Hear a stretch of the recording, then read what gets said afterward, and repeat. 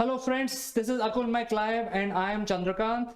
Today morning I received a email from a management consultant, very experienced management consultant with 20 years of experience, and this gentleman is asking for a job.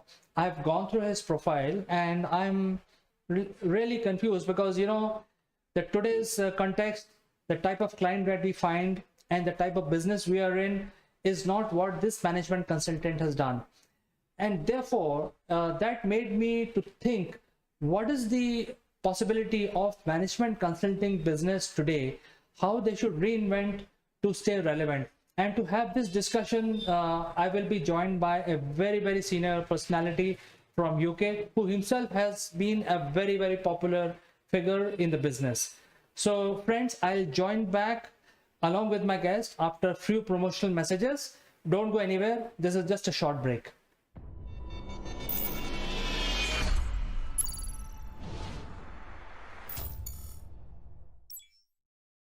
Friends, have you ever wondered that making a lasting impression online is similar to landing on the moon? If yes, we have a solution for you. Akul Mac Genius program will help you prepare for your upwards trajectory towards success in the digital world. Our program consists of 12 unique tailor-made sessions of 1 hour each, spread over 6 weeks.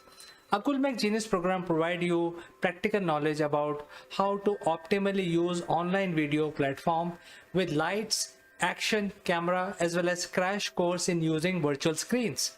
The program also includes a session on the grooming and online etiquettes, which are important for running your online sessions and webinars. At the end of the program, our participants would be allowed to make their own videos, which will be published on a very popular business channel called Akul Mac Live. This will provide global recognition to all our participants. If you like what you hear, then using the link in the description below, join the program straight away or visit www.akulmac.com.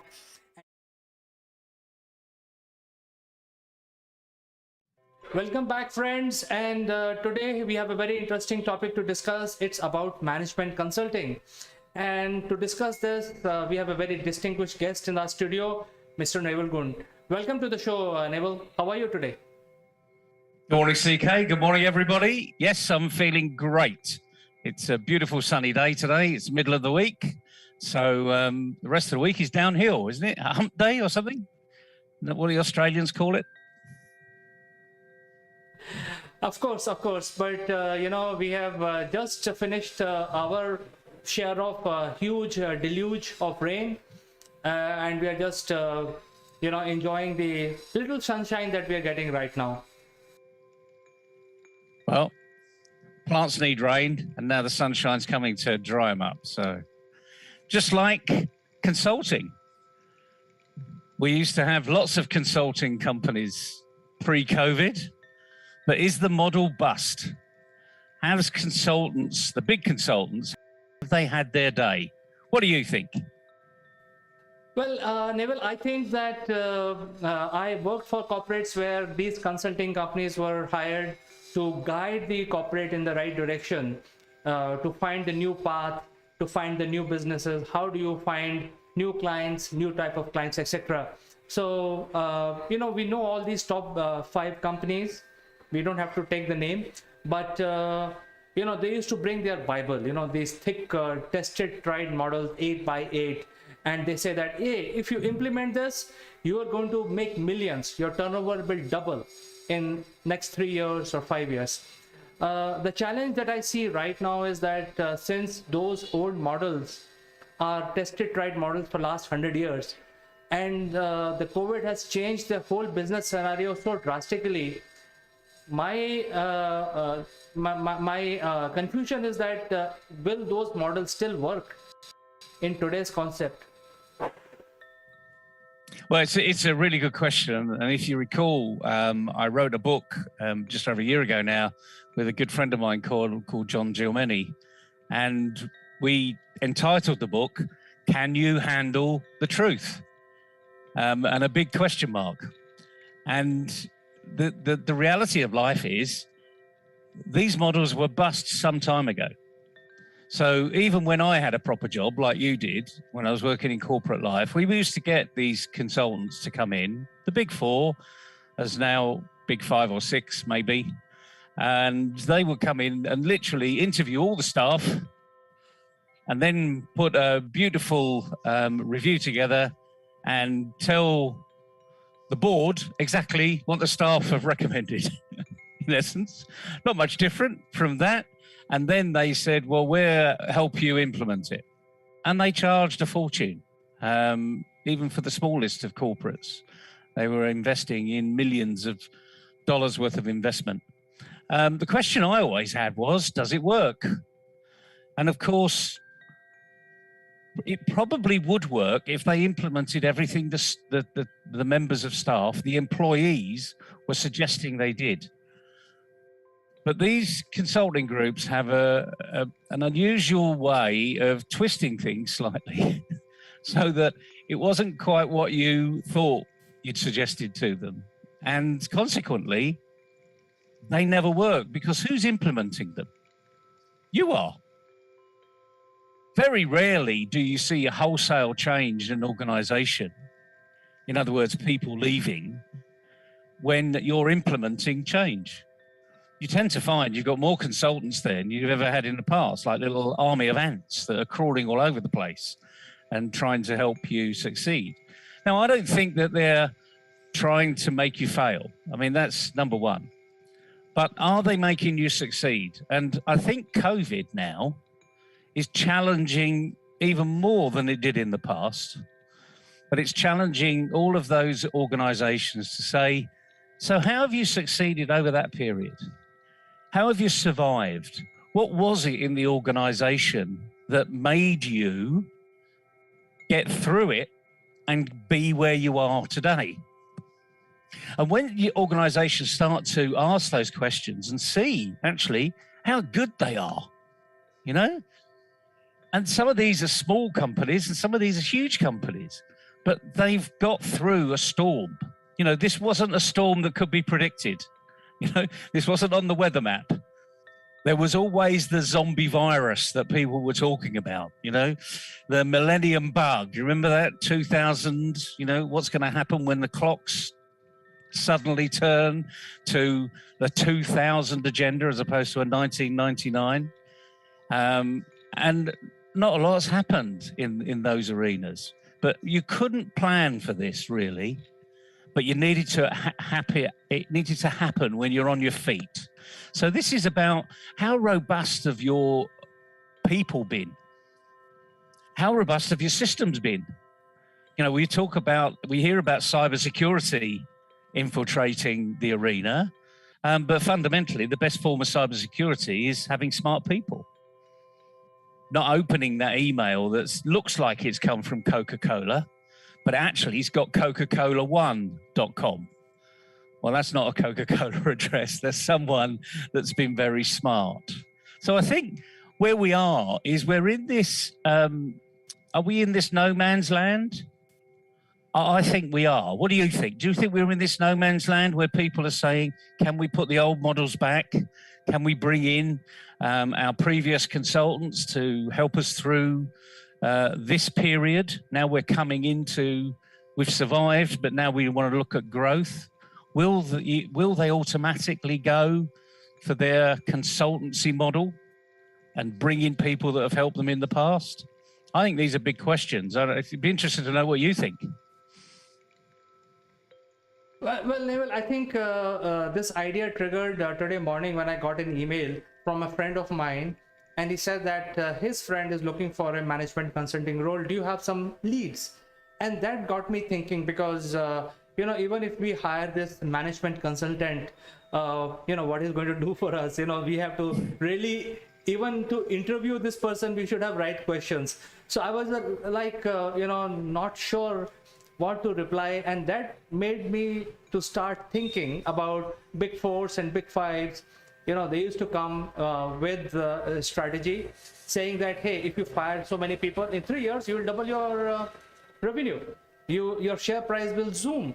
And that is what they used to do. Actually, you fire a lot of people, give them a golden handshake, and let them go. And over 3 years, it's a no-brainer. Your share price will improve, the CEO will make his incentives and move on. So that used to be the plan in those days. That plan is not going to work now because everybody has moved on. There is nobody to fire. So how do you steer the company in the right direction? So that is why my question today, Naval, I don't think the old book or Bible of management consulting will work for companies of today.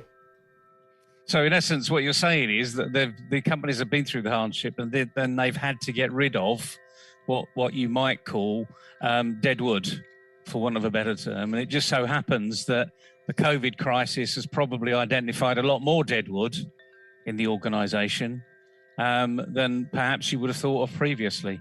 I mean, it's an interesting arena. I mean, I always have a little smile on my face when I get that type of email, because let me just ask you, what's the role of management consultants? What do they do?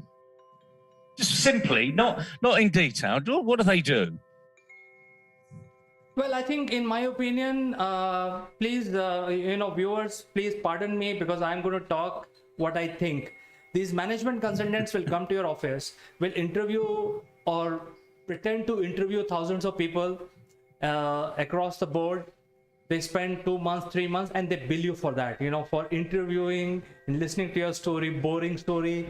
Hey, what happened? What didn't work? What worked? Etc. They are not doing anything with that. After 3 months over, when you have already paid $1 million to them, they will come up with their own plan, as if they have done a lot of research within their after taking your interviews, and they have come out with a very tailor-made plan. But in reality, it's the same plan. IBM would have got the same plan. CSE would have got the same plan. HP would have got the same plan from the same consulting company. And that plan is a 3-year plan. You implement this matrix 8 by 8, get rid of deadwood, and within 3 years, you'll find new clients, you'll find new revenue, your share price will double, and they will walk away with their incentive after 3 years. So I think that is what I feel personally. And my disclaimer is, it is just what I feel. I may be wrong also, but this is what I felt as a client of these big fours. Well, like anything else, and this is about what you and I think here, and some of it is evidenced. And indeed, you've more or less said exactly what we said in the book, Can You Handle the Truth? Because that's what they do. And the interesting thing is, do you know what? They've done it for many years and it works. But the interesting thing is there is a different way of doing it, and you could do it yourself. But like anything else, majority of companies are already exhausted their employees, and they've got more than a day job each because they're getting more for less. But I'd just like to go back to the very simple thing about what consultants do. What they do is that they take you, what you believe they will do is take you to another level, to another plane, to improve your KPIs, your profit, your loss statement, your cash flow, stabilize your balance sheet, improve your balance sheet, get you more money, whatever it is. But the point about consultants is they're, in many respects, stopping the rot, if you want to call it one thing. I call it behavioral waste, and actually taking behavioral waste out of the system and putting new processes in place. They wouldn't know what behavioral waste was, most of them, but that's in essence what they're doing. So the key thing is, when you got that email from someone who's a friend of a consultant, weren't they doing it for themselves? Why isn't this business consultant actually doing it for themselves? They're always asking, lots of small consultancies are always asking for referrals into other organizations. And the interesting thing is, I don't want a referral in. I want to go and say, so what are you doing? How are you doing this? What are you doing about it? Because that's what they do. That's what consultants do. They ask questions. But they're not asking questions of themselves. Where am I getting business from? What is my core business? How am I going to grow? What processes am I adopting that are a complete waste of time? What processes should I be adopting? And I think this is the challenge, actually, of the small consultant. Because the really good ones are always employed. Always. You know, they've got more work than they can actually take on. And the thing is about the next tier that are, it's like a boom and bust. When they're employed, it's great. When they're not employed, they're asking for referrals. They need to start asking themselves questions. You know, what was it I did when I was fully employed? What was that client saying to me? How am I going to promote myself? Because that's how they get into the next tier and be fully employed. It really is as simple as that. You know, I don't want to make it complicated, because it's not. It might be difficult because you've never done it before. But once you start to get into that motion, then you'll get it. Now, another thing, you and I get emails all the time from all over the place. I get a load of emails and asked to be connected on LinkedIn.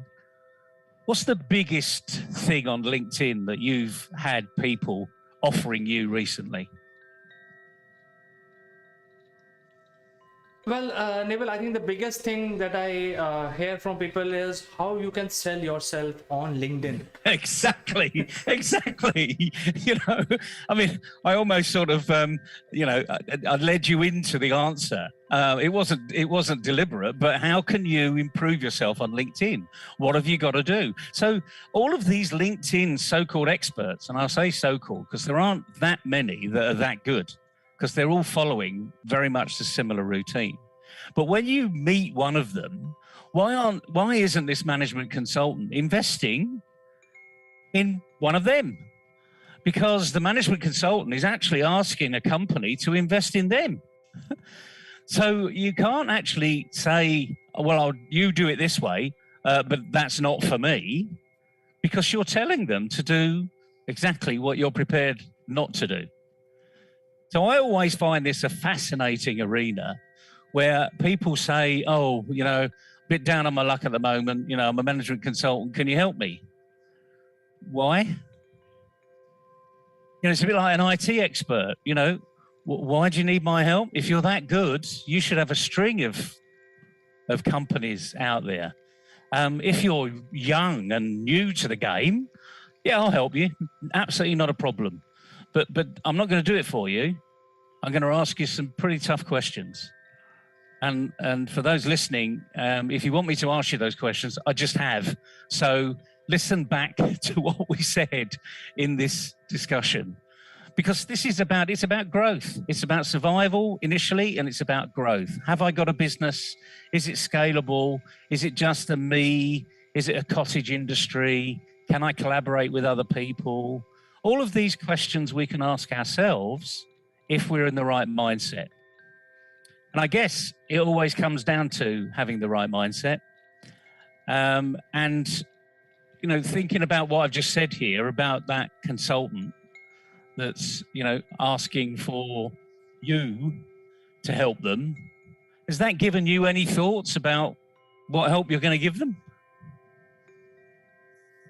Well, I don't have an answer, actually.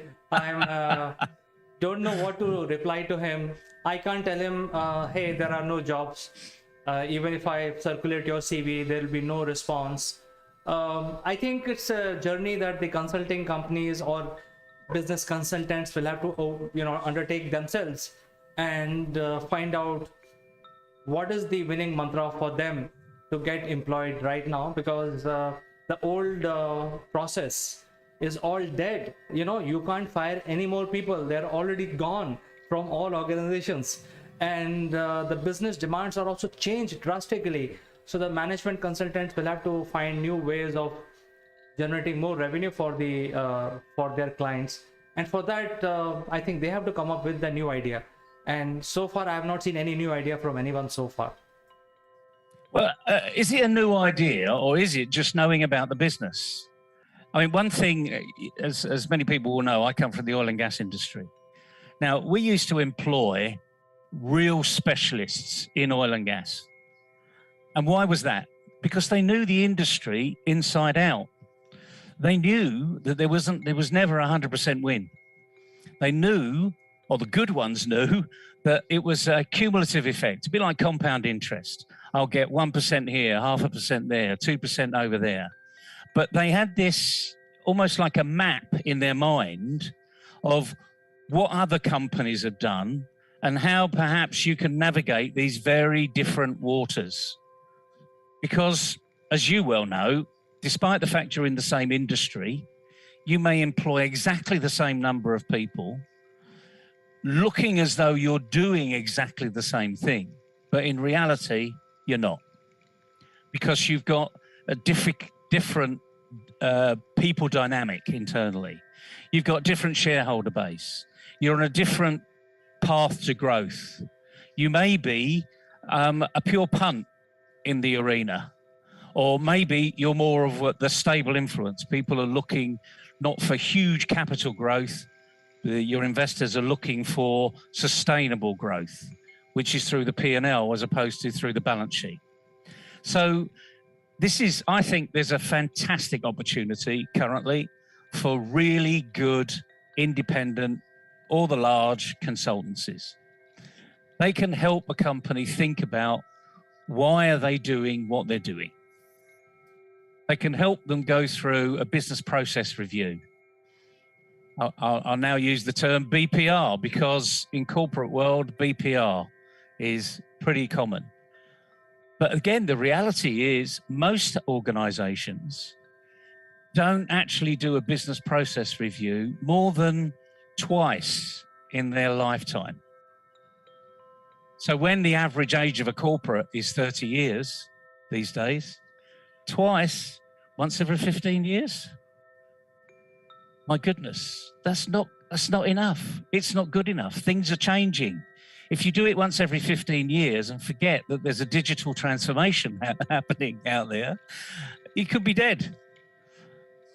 So this is how fun this arena can be. And, you know, I would love to go back into the world of I'll take that back, actually. I wouldn't love to go back into the world of consultancy. It's hard work once you get in there. But I think there's a great opportunity for the right consultants to say, here I am, this is what I'm really good at, this is what I've done for someone else in the same industry. That looks like a good company to go and address. Knock on the door. That's the way you do it. Just knock on the door. You are showing that you are doing something different to everybody else. I was talking to on a business bunker the other day, and we were talking about a lot of the complaints in the world is that there aren't many jobs. Now, for those that are listening, I will say this very slowly. There are thousands of jobs. It's just that you don't know where to look for them. But if you did know where to look for them, you'd get one. Now, don't take my word for it, because I was actually talking to a person that runs a job site, one of the biggest job sites in the UK. And he said there are thousands of jobs, but people are just listing their CV online and expecting a response. We've become lazy, fundamentally, and that's where your management consultant is, I'm afraid. That email just shows me he's lazy or she's lazy. And my advice to them, if they're listening, you can send them this interview, is go and do it for yourself, because that's the only person that's actually going to make it work. Because who knows what opportunities are out there until you start to knock on the door. And the other thing is, go and find a specialist on LinkedIn. If you look at my inbox, I get 20 or 30 offers every day. We can get you 20 or 30 leads every month. You know, guaranteed 20 or 30 leads. Well, if you're a small consultancy, and the price for those leads isn't that much, actually, as long as they're good quality leads. You'd be quite surprised over time. But again, if you're going to go down that route of lead generation, it's not going to happen in a week. You have to be focused on it. But of course, the management consultant will know that, won't they, TK? They'll know that overnight successes are not instantaneous. They've never promised an overnight success. So why would they expect it from somebody else?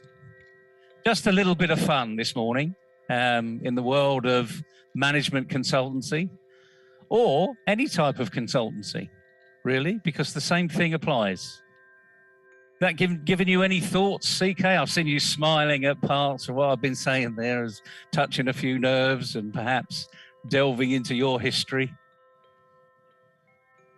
Well, Neville, I think you made a very good comment. That is, first, management consultant has to understand the business as it exists today, and then make a pitch. Because if he doesn't know the business, then there is no business for him also. So I think we can end our discussion today at with this message that please understand the business today, produce a pitch which works, which people buy in. And if you don't do that, then there is no work for you actually. So I think as a management consultant, you need to reinvent like everyone else. We are also reinventing ourselves. So even management consulting arena needs to reinvent himself in order to stay relevant. So Neville, thank you so much for finding time and talking about this very important subject this morning. My pleasure, CK. Good luck, everybody, and go and knock on some doors. You never know what's available. And before you start knocking on the doors, make sure that your pitch is right. So absolutely. All right, Neville, you have a good morning and a great day today ahead, and we will catch up with you tomorrow again on something even more interesting. Cheerio, everybody.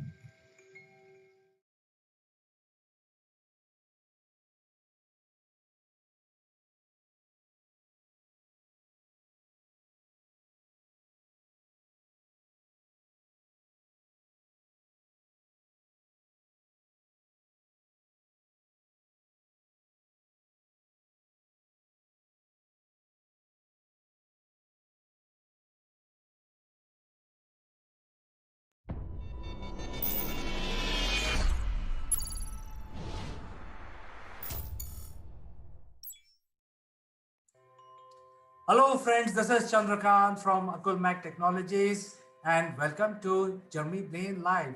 As the name suggests, we have Jeremy Blaine with us, and Jeremy does not require any special introduction. He has worked as a chief executive in the leadership role across the world, and we are very honored to have Jeremy with us. Jeremy, welcome to the show. Thank you very much, CK. Great to be here. Right, Jeremy. So I don't want to basically waste time of our viewers.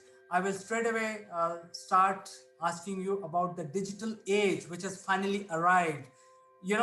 We needed a virus to bring the digital age. But nevertheless, it is here. But what does it mean? I want to take your opinion on that. Well, you've got that absolutely right. We're finally there. In fact, it's synonymous with Industry 4.0, which is defined as the digital age. So it's a natural progression of where we've come through from the different industrial revolutions. And this one is defined as the physical, the biological, and the digital all coming together. So the best example of that I can give you is kind of, let's say, a wearable. So if you've got an Apple Watch or technology in your clothes, it's starting to use things that we're having together, not just the handsets in our phone. We're at the very beginning of this now, and thinking about so-called digital transformation actually for many years, but you're absolutely right. It took the pandemic to be the biggest accelerator of digital transformation since the iPhone in 2007. So Jeremy, I think the subject about digital age, whether it is here or it is not here, or is it going to be status quo, I think these are all old stuff. So I think we can just move ahead from there. I want to ask you, from your network and your colleagues, what are they talking about? What are the opportunities for small businesses going forward? Well, you heard me say so-called digital transformation because I agree with you. We talk about it so much, and it almost overwhelming for many organizations. And in fact, many organizations have failed in digital transformation, according to IBM and Forbes, 84% are failing in strategy execution as far as digital adoption goes. And one of the reasons for that was because they were focused mainly on the technology, because it was so kind of, this word digital kept coming.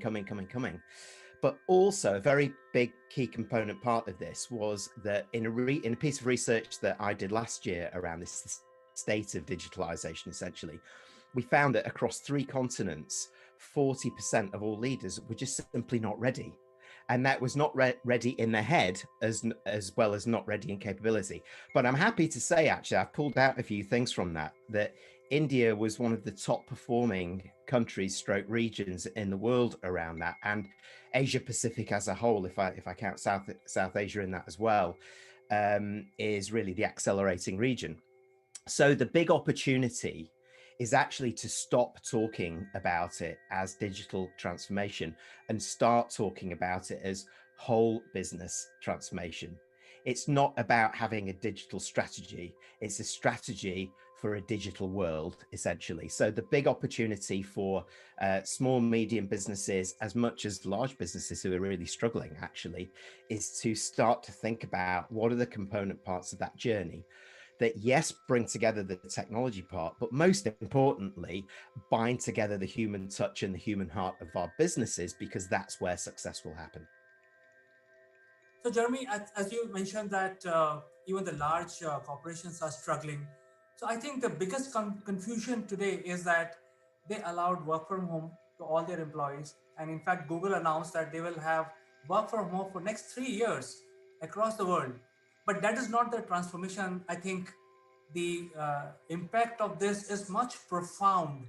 And there are going to be some businesses which will have to close their shops, or there are some other businesses which have to transform into something else, and there are new businesses which will come and acquire those places which are a quasi between digital and physical space.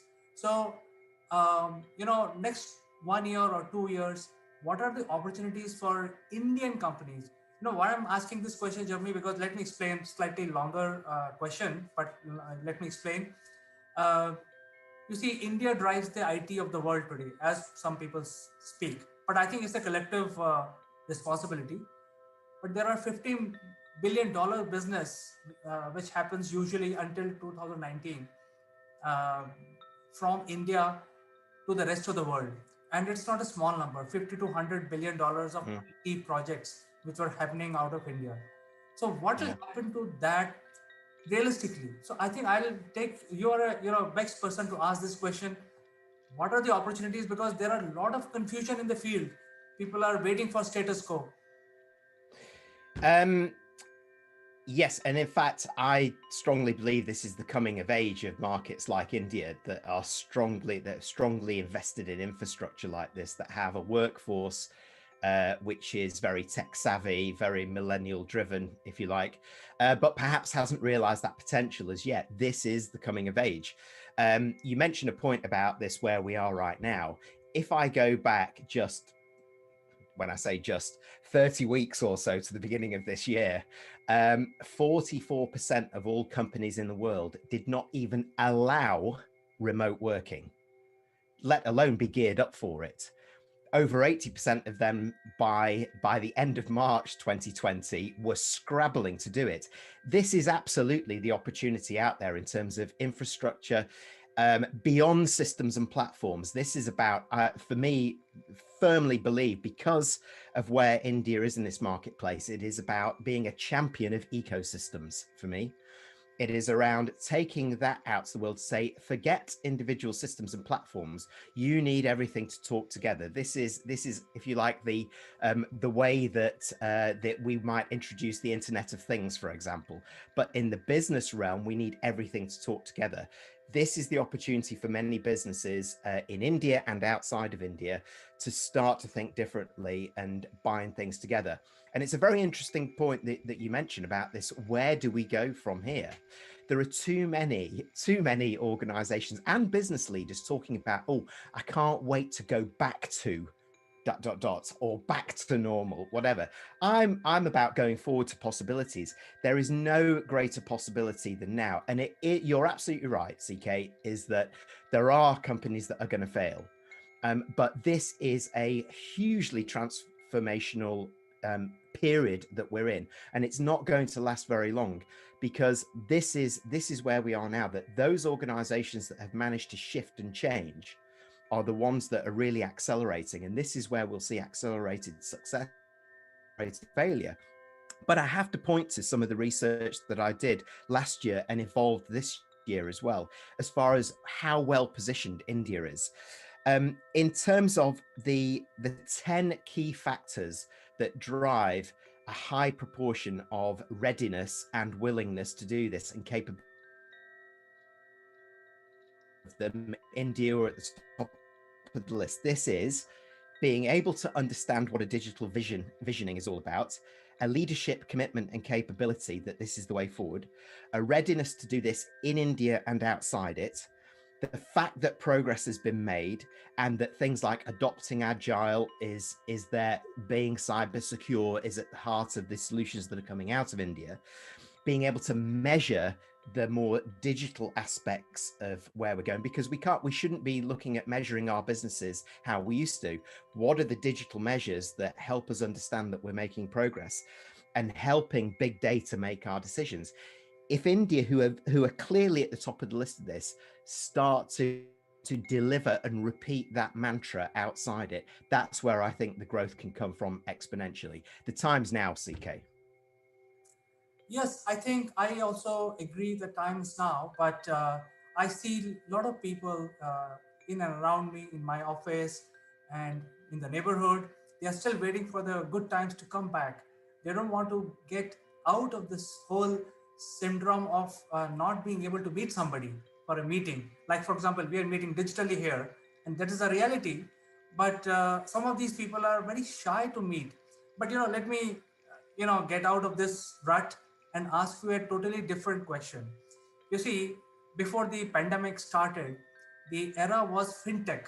We used to hear about fintech and a lot of transformation which was being brought by the tier 2 segment of the financial technology, because large banks are already transformed many years back. So they were already on the path of transforming the middle tier and the lower tier. But after the pandemic, it's the med tech and ed tech. These are the two new words which have come up. However, I must say that even these companies are only using this med tech and ed tech as a buzzword. I don't think anything is being done in that era. I mean, if you go to schools, simply using Google, technology to show your face is not teaching. So I think the time is now to create an application which will transform physical school into a digital one. And similarly in medtech. So I think there are opportunities, and I'd like to take your opinion about that. I fundamentally agree on this, and there are actually, I must say though, there are pockets of excellence, certainly within the health field. I think we see now, we heard the news last night about Pfizer, and about kind of how they're accelerating things apart as far as a vaccine goes, whatever. These are the small points that help it, but it's not, my way of looking at it, it's not joined together yet.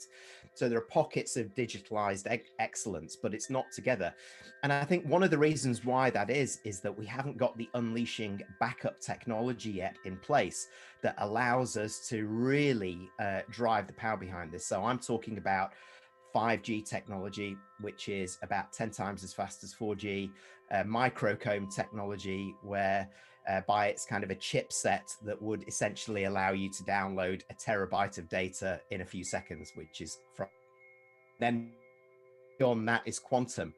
These are the unleashing of things, smart cities, and binding a lot of these technologies together. But I think you're right, is that many industries that are talking about it, and there is far more talking about it around ed tech, learn tech, insure tech, fintech, health tech, you name it. There's lots of new vocabulary, by the way, which is being invented at the same time as well, which is also confusing. But education is a really interesting one for me, because I also have worked in the L&D industry, corporate, for corporate training and corporate consulting for a while. And there's so much talk about it, but it really hasn't driven, and gone forward enough in the time.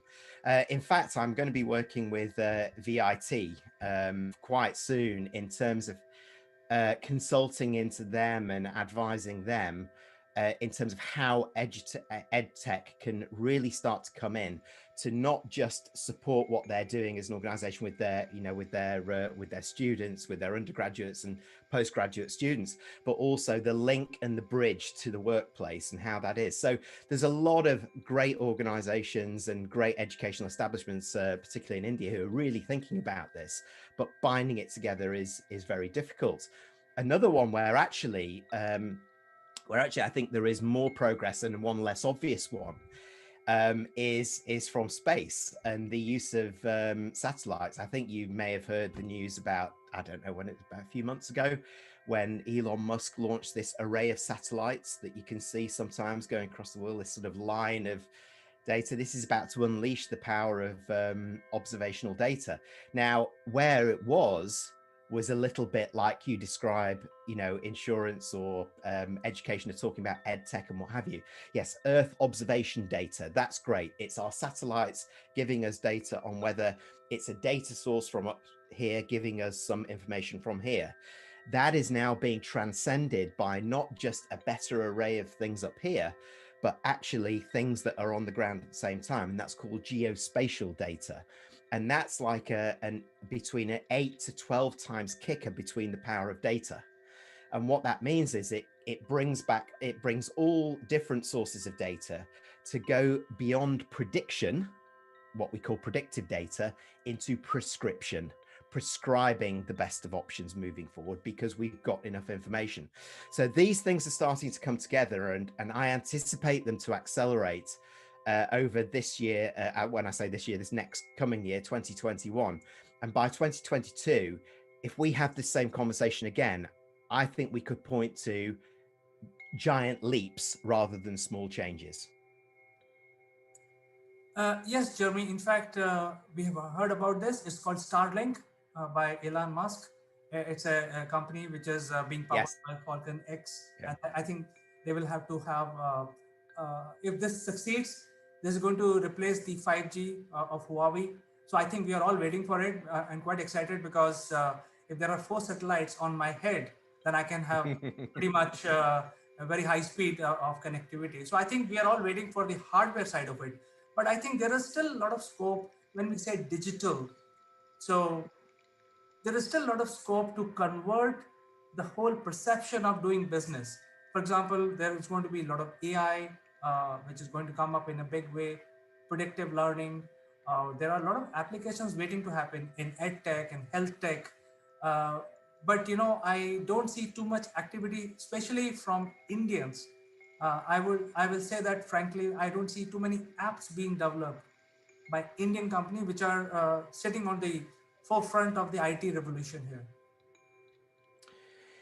What's interesting when you mention this is that while India, based on the research that I did, is very well positioned, I have to agree with you that the potential just simply isn't being realized.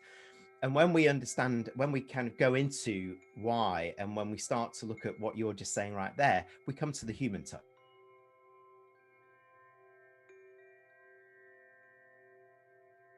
which I would argue is stifling the acceleration of change. So, for example, the way I talk about it sometimes is to say that there is 20th century thinking and there's 21st century thinking. Now, there are a lot of really fantastic, great organizations that were started that are flourishing in the 21st century in India at the moment as well. And it's those and around the world that are the ones that have slowed in terms of their digital acceleration, if you like. It's the newer companies that are growing, which are the ones that are more ready to move forward. And there are some great examples of companies right around the world, actually, small startups that are making a big difference.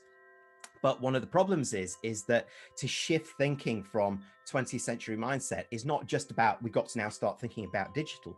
We've got to start thinking about our workforce being a completely different beast, not based in bricks and mortar, remote, a mixed workforce, or I call it a blended workforce, permanent workers, but equally independent workers who are part of our team. We don't have even structures that can manage that particularly well beyond managed services. We need a completely different mentality about what our culture in organizations needs to adapt and look at for the digital era. We need to bring our people with us. But in the research that I did, I go back to the point that 40% of leaders globally were not ready for this. 40% of that total were not even willing. They were apathetic. It's not my problem. I'm retiring in 5 years. It's somebody else's problem. This is not the attitude that we need. We need some of these leaders to stand up and be counted and say, you know what? I don't know all of this stuff and I need it. So we need to get beyond the traditional hierarchical approach that we're looking at, the position and authority that we might have, and the pride of not being able to admit that maybe we need to develop ourselves. Great example in Singapore, ABS Bank. The CEO, very enlightened CEO, Piyush Gupta, who held his hand up a few years ago and said, we need to be digital. And I don't know what this is, neither do my management team. We need to get really uncomfortable with this. So they did a series of hackathons, they committed to it, they learned it, he learned it as well. And they're now voted for, I think, the 3rd year running the best digital bank in the world. Their whole vision and purpose has changed beyond the bottom line, saying our whole sense of being is to make banking joyful. That is not a vision I've heard before, and so, but that is a vision for the digital era, because that actually unleashes a new way of thinking. How can we use technologies to do this? So, how can we mobilize technologies, as in put it onto our mobile, be mobile first driven, go beyond our bricks and mortars banks to have different relationships with our clients and attract millennials and Generation Z who view banking in a completely different way to what you and I do, CK. They have no interest in traditional banks. They're going for the new breed of banks like Starlink, Monzo, GoHenry, these kind of things that are out there. So I think when we come back to India, there is, I think, the difference between the new breed of organizations and some of the traditional organizations is speed and perfection, actually. So speed, that ability to be agile and do things quickly, but also that ability to think that we do not need 100% solution. In fact, the co-CEO Jessica Tan of a Chinese insurance company called Ping An, said, actually, speed is the competitive advantage these days. A 70% solution can kill us. So, we have to be comfortable in getting a 70% solution out there and not waiting for 100% solution, because the pace of change in technology these days means that you're constantly evolving it. It's like when we download an app, the very next day we're getting version 1.1, with a patch, and it's completely normal. SpaceX, we talked about Elon Musk before. It took him, 13 times to get that rocket up into space. Look at it now.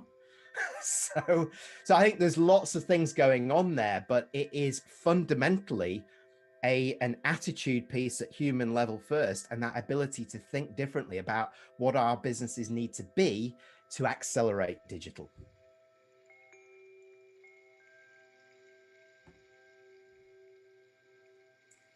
In fact, Jeremy, there are a few businesses which are going through major trouble right now because of pandemic. I think there are serious issues related to the print media because nobody's buying.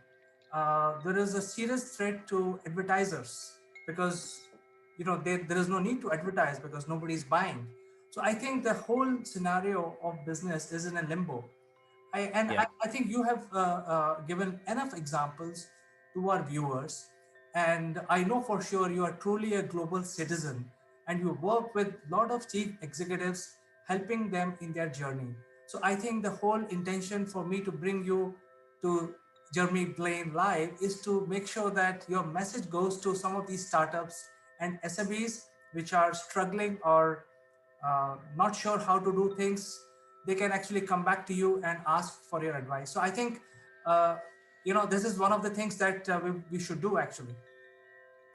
Yeah, actually, what's very interesting, after we did the piece of research last year that I'm talking about, what we realized was there how-to model or thing to help organizations through it. We had to invent one because it's great. I can read McKinsey, I can read what Accenture is saying it, and they're looking at various component parts of this transformation, but not the whole thing. So actually, I had to invent a model which I call the ticking clock, which actually does help organizations through this step by step in terms of 3 stages and 11 steps.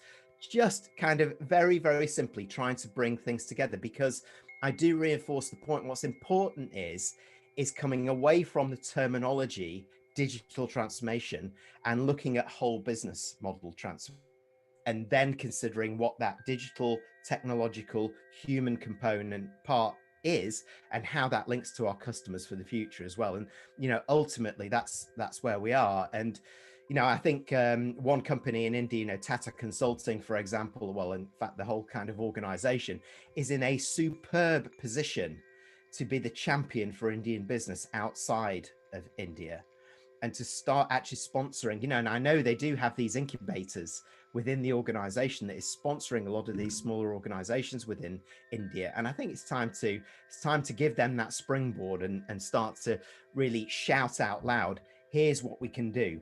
Here's what we can do versus kind of California and Mountain View. You need to talk to us.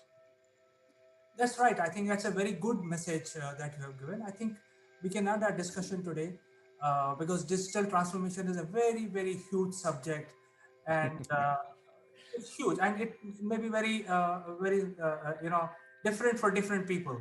So I think you are here with us, and that is a very good thing because a lot of knowledge is there within your pedigree, your network, and anybody who wants to get into digital transformation can reach out to you, can reach out to us. We can connect you with that person, and you're already working with worldwide CXOs, helping many organizations. So I think with that, we can end our discussion. Jeremy, it was certainly my greatest pleasure to talk to you, and we will catch up next Tuesday with some other interesting business subject. Episode 2 coming your way. Thank you very much, CK. Thank you and take care. Bye-bye. Bye-bye.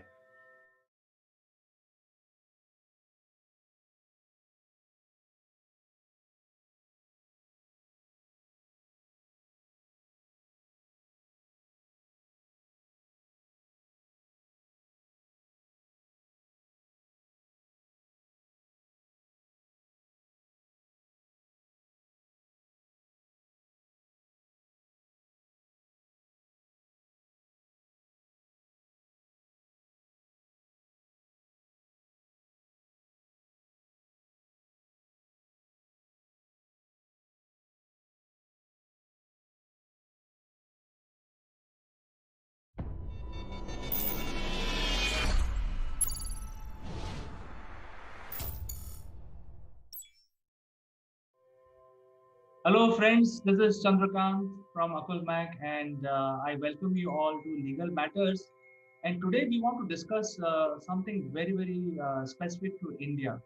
And as you know that in India there is reservations for certain category of people, and sometimes if you are in government sector you are exposed to this, and if you are in private sector you are not really exposed to these things. So we will invite our expert today to know more about this reservation, how it has affected us, and who is eligible. So let me invite my friend from Ahmedabad, the great lawyer, Mr. Jeet Bhatt. Thank you, Chandrakant, and I'm looking forward for this session. So, how was the Christmas holidays treating you? Well, it is good to be at home and celebrating Christmas with family rather than going out and going outside in this COVID situation. So we are comfortable at our home. Very good, Jeet. So, I think our listeners and viewers would like to know first, what is this reservation and how this impact the society by and large.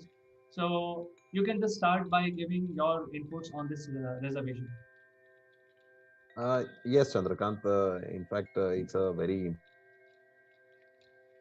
important topic in this and reservation in public sector, civil services, government departments, and also in public and private educational institutions, uh, which reserves certain seats for the socially and educationally backward classes, the scheduled caste, and the scheduled tribe.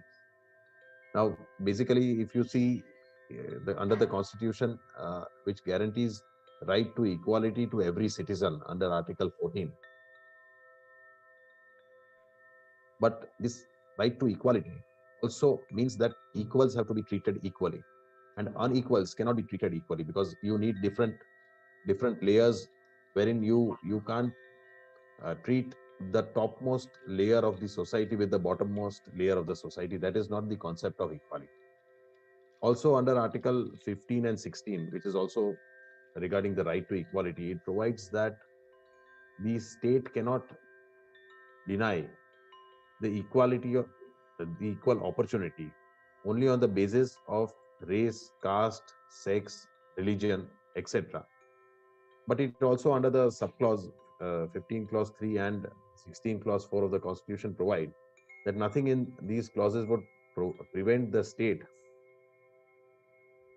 from laying down certain policies to benefit these backward classes and socially and educationally backward communities, as well as it can make provisions for women and also for physically handicapped people, because a well-built person cannot and a physically disabled person, you can't treat both of them equally because both needs different parameters. A physically handicapped person cannot compete with a uh, with a with a normal person. So therefore, these backward communities, these physically disabled people, even including women, they need certain measures to bring them into the mainstream, and therefore that is what is known as the right to equality. Because if we deny them these treatments, then we are not treating them equal, and we are not providing them the platform which would bring them into the mainstream and which would alleviate their condition and bring them to the uh, which will give them the proper fundamental rights which they deserve. So therefore, reservations are not an exception to the right to equality, but they are a facet of the right to equality, and they foster equality, and therefore they are provided under the constitutional framework. And there is a national commission for scheduled caste and scheduled tribe, which is provided under Article 338 of the Constitution. And uh, when the Constitution was drafted, there was a constitutional scheduled caste list which was created in the year 1950, which prescribed for around 1108 castes, which are which are termed to be as scheduled castes, and there are around 7 termed as scheduled tribes. So the list is provided under this list, and they are to be provided reservations as per their population in different parts of the country. So reservation is provided in public employment, civil services, government departments, and also in all public and private educational institutions. So it is provided for seats reserved in educational institutions, for seats to be filled in public employment, and also provided for promotional avenues. Uh, Normally, we see around 15% seats are reserved for scheduled caste, around 7 to 8% are reserved for scheduled tribes, and around 27% seats are reserved for other than backward class, that is OBC, which is also which is derived from socially and educationally backward classes. So in 1979, it was felt that apart from SC and ST, there are several other backward classes which are not part of the mainstream in the society. And therefore, a Mandal Commission was set up in the year 1979, which studied the entire country and various castes and classes, and came to the conclusion that there are around more than 3,700 classes which are backward classes, are socially and economically backward. And they provided that some reservation should also be provided for them. And ultimately, it led to the famous case of Indra Sani, which is also known as Mandal Commission case, wherein in 1992, the Constitution Bench of the Supreme Court uh, upheld the reservation for the backward classes, but provided a ceiling limit, saying that reservation in no case can be more than 50% of the available seats. So reservation provided for the backward communities like scheduled caste, scheduled tribe, and OBCs, the SEBC, cannot be more than 50% in any state in the country for the available seats. So this type of reservation for backward classes is also known as vertical reservation, because what has happened is that then reservation is also provided for women, also for physically handicapped candidates, also for ex-servicemen, and for relatives of freedom fighter. So this reservation, if you calculate with the vertical reservation for SC, ST, and SEBC, which comes to around 49%, and then add 33% for women, 3% for physically handicapped, and so and so for these people, ex-servicemen, it would become 80 to 90%. So what the Supreme Court held is that there are two types of reservations. One is vertical reservation, the other is horizontal reservation. So vertical reservation is for the backward classes, and horizontal reservation is also known as special reservation, is for women, physically handicapped, ex-servicemen, etc. So the special reservation for women physically handicapped is termed as horizontal reservation, and it cuts across the horizontal reservation. So it does not increase the reservation beyond 50%, but what it does is it cuts across and it is compartmentalized.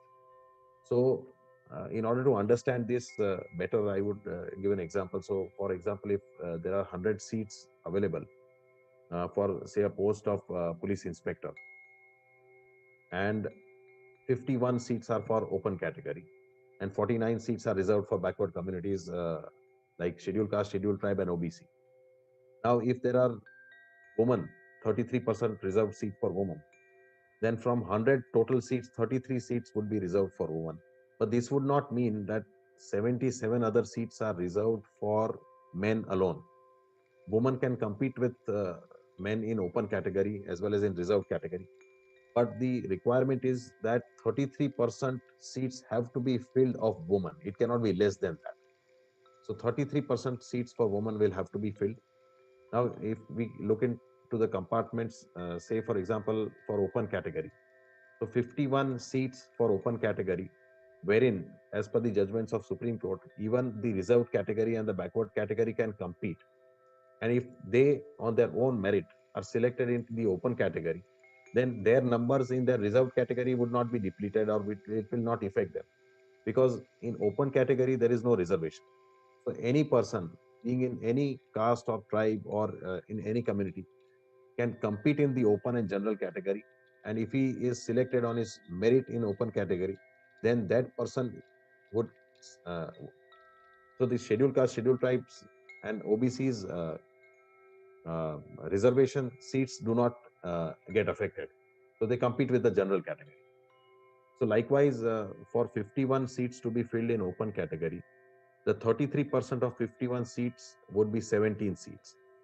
So 17 seats in open category will have to be filled by women. And if so what has to be done in the and what is done actually in the employment or agencies is that they create a first merit list of say around 100 or 120 candidates, who have been selected in accordance with merit and in accordance with their caste reservation. So out of that, first 51 would be the general category. They are appointed as per their merit. They are in the top. So if from that 51, they will identify that whether there are 17, so that is 33% women, 17 seats of women are there or not. So if there are 17 women in that list of 51, then that horizontal reservation is complete. 33% seats are there, and women categories reservation is complete. So there is no need to further add more women category into it. But suppose, say for example, if there are only 10 women and 17 seats for women are reserved as per 33% reservation, then what is to be done is that from that list of 51, because there is a shortfall of 7 women, these 7 men who are selected at the bottom will have to be deleted. And from that list of 51 towards the end list, 7 women will have to be identified who are in accordance with their merit.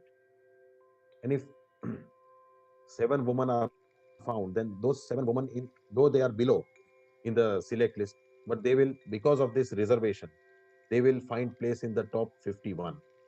And if 17 women are found, then that list is complete, and then those 51 persons can be appointed. Likewise, for scheduled caste, say for example, 15 seats are reserved for 15% reservation. So 33% will have to be reserved for women. So that would come to around, say, 5 seats. So if 5 seats are reserved for women, and in that list of 15 for scheduled caste, if 5 women are there, then that 33 reservation is complete. But say for example, there's 5 women are not available in the top 15 for list of scheduled caste, then the bottom, say for example, 2 women are there and out of 5 seats. So then the list will have to be seen, and 3 women will have to be picked, which are of scheduled caste and which will have to be brought into that list of 15. So Jeet, I think Yes, sir. you are explaining the horizontal and vertical. I think this gets quite complex, and that is a Right. challenge as a country we have. For example, you mentioned that there are more than 4,000 different caste categories which are covered under reservation. I will like to draw your attention to one aspect which is related to getting the person into the area where you want him to be. Basically, the reservation is to bring the equality among everyone, all citizens of India. That was the motive behind getting the reservation done. However, you can allow this person to get into this category, but you can't allow him to succeed when he actually passes through an examination, for instance, as an example. So let's say, and then, as you grow in life, your complexities of handling situations also grows along with the age. So when you're in school, then there is no problem. There is a reservation because everybody is going to study the same thing. As you grow in your education, and how far you can go is basically determined by how much you can how many exams you can clear. So you can get into management, you can get into MPhil, you can get into PhD. All that is determined by how many exams you can clear. The whole point is that if your score is less, then obviously you will not clear the exam. So you give the reservation, get people from all these 4,000 different categories and subcategories and the general category together so that everybody is equal.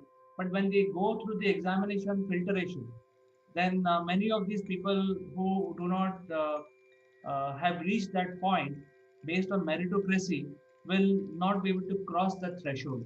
So I think, in my opinion, as a layman, I feel that I think this is not a right method of bringing equality. What is your opinion on that? Well, as you said, meritocracy ultimately suffers because, especially in educational institutions, we find that a lot of deserving candidates are not given seats in top institutions, and less deserving candidates of uh, uh, these reserved classes get appointed. But basically, that is the policy which has been established in this country since the constitution was drafted. And uh, Therefore, it is not correct to say that this policy is flawed or it is not correct. In fact, affirmative action is required. And because when you see the condition of what these communities was when when we became independent, it was terrible. They had no freedom, they had no rights, they were treated in extreme bad situations. So it was necessary to elevate their condition. Therefore, this reservation policy was provided, and it has consistently grown, though it should decrease because since 70 years we can't keep on increasing these reservation policies because ultimately it affects meritocracy. But with regards to employment, if you see, then this applies only to government and the institutions which are funded by government. So, which amounts to only 10% uh, in the entire sector if you consider in India. So, rest of the 90% of SC and ST uh, and uh, uh, and tribe population is employed in private sector where there is no need for reservation. So education is what is important, and yes, to an extent, uh, ultimately the government will have to decide rather than increasing and expanding the scope of reservation. It should ultimately bring it to meritocracy. But in order to curb this reservation, what they have provided is for the term called creamy layer. So the creamy layer, so those whose situation has increased or has been better, improved in last these so many years. So whose families annual income is more than 8 lakhs. So those other than backward classes, so socially and educationally backward classes, who otherwise would get the reservation, would be kept out of this reservation if they are in the creamy layer. So therefore, those communities whose situation has improved over the years and whose income is better or whose parents are in government jobs or who have good jobs, their kids would not be entitled to reservation. So that is one area where the government has actually attempted to curb or restrict this reservation policy for them. And also gradually, if these communities' lifestyle, their condition improves, then a lot of communities can be delisted from this list of around 5,000 communities which come under the other than backward class, and ultimately we can reduce this percentage of reservation and give more weightage to meritocracy. But this policy is correct. I think they require this reservation, and this is enshrined in the principle of equality. Therefore, it is not correct to say that this policy is not good or bad. All right, Jeet, I think when you present this logic, I think it looks logical. But I think at the same time, 4 to 5 generations have passed after we got independence in 1947. And initially, if I'm not mistaken, the reservation law was applicable for first 10 years, but then it has been extended continuously. And now it looks like that it is the right of the people. For instance, if I remember when I was small and in school, I learned, and I remember that very hard coded in my memory, that the president of India's is from one of these segments, and his daughter is applying for a reservation. So I think probably that those kind of things which are being corrected now, as you rightly said, that if you're in a creamy layer, your family income is more than 8 lakhs, then you're not deserving candidate to get the reservation. So I think this is great for clarifying all these things. However, I think somehow we have to bring the meritocracy also, because India is a very big country. We have to increase the amount of business people do, amount of jobs they have, whether private or public sector jobs, and that is the only way to bring the equality. That is my opinion as a layman. No, absolutely. You are right. Ultimately, meritocracy should never suffer in any country. So because otherwise the best brains of this country would not want to live in this country. They would want to go abroad and settle there. So yes, the premier institutions in this country, if they are also compelled to have this reservation policy, that affects. But then, uh, so some institutions, which are the premier institutions, should not be compelled to have this reservation policy. So yes, that can be a way forward to There's another meritocracy. point I would like to make here, Jeet, and it's very realistic. I'm coming from the ground reality. Um, Many of these guards and very low-end workers in our society who guard our buildings and places and all that, those are basically from certain state in India, and they are not belonging to the reserved category. Yet they live in a very, very pathetic situation because their income is so less, and they are forced to work as a laborer or a small menial job, leaving their family behind because they have nothing to do in their own state. So their situation is quite bad, and they have no reservation to help them also. I think if you look at some of these category of people who are below poverty line, but yet not covered by any schemes under reservation, their their situation is also very bad. I think we have to look at as a country and as one society where we have to treat everyone equal. So I think, what is your opinion on this kind of problems that we have? So yes, Chandrakant, you are absolutely right, because based on economic condition, there can't be reservation. That is what is had been held in the landmark judgment of Dasani. So even if the government wants, they can't provide for reservation based on your economic condition. So even if you are below poverty line, there can be certain measures which would help to elevate your condition, and government can launch programs. And there are lot of programs for below poverty line people. But based on, because of your economic condition, you cannot be you cannot have, or you cannot demand any seats reserved for you in educational and public employment. So that is one drawback. But I think the country is looking forward for having reservation. And if I'm not wrong, there is some constitutional amendment which is to be brought in, where which provides for reservation to economically backward classes. And I think ultimately, over the years, if the scheduled castes and scheduled tribes condition improve, then ultimately the government can only think of having an economic reservation only for economically backward people. So their condition can improve over the years. Yeah, I think the government has started 10% reservation in addition to what we already have for the economically backward people, and Right. cut across all category of people, whether they are whatever caste, creed, religion they are. So they are all covered under that, but that is only 10%. So I think gradually, to improve the scale of what we have today in our society, I think the 10% can increase by certain percentage, and the reserve category can reduce by certain percentage, depending on how the situation is.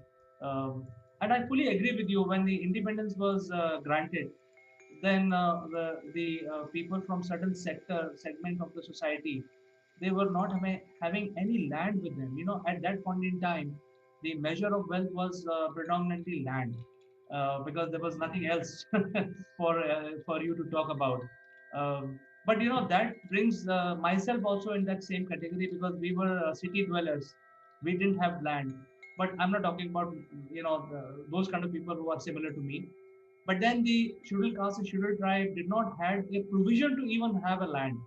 So I think in those days the reservation was very relevant. I personally feel it is not so relevant now, because the government jobs are 10% and 90% are your entrepreneurship. That means if you are smart, you can succeed. And I can share my experience also with you, Jeet. I've been in the industry for 27 years. I've never worked for government or any public job. Uh, we have had very fantastic experience, and we don't even know who was the other person who was working for you. So I think in the private sector, nobody talks about these things, but reservation is there in the government sector. And you have any last word on this? Uh, well, you are right, and it is good that wherever you have worked, in your experience, you have not found any discrimination. But I don't completely agree that in private sector there is no discrimination, or they are not looked down upon. In fact, I think in the 90% of private sector where these people are employed, there is discrimination, and there is subjugation of these castes. So which requires some. But yes, ultimately, uh, yes, if there is, if the casteist mentality of this country goes away, and then yes, then there, I don't think there would be any such deprivation or any discrimination for them. Actually, you are right. I was just thinking about when you were saying these things, I was thinking about discrimination at workplace. It's predominantly in certain states. For example, if you look at Tamil Nadu, the divide is so huge that it is only Brahmin or non-Brahmin. So here you talk about OBC, SC, scheduled caste, scheduled tribe, but the divide is so huge over there that it's all the top layer, and everybody else is a lower caste. So I think, but even in places like Chennai, the prominent places in Tamil Nadu, I have not seen too much of discrimination. It used to be there 20 years back. Gradually, it is going away. I think all of us, people who are educated and well placed, should not follow any discrimination of any sort or of any kind, and treat it very openly, like treat other human equal to yourself, even if they are working for you, or if you're working for somebody, you should get the same treatment across.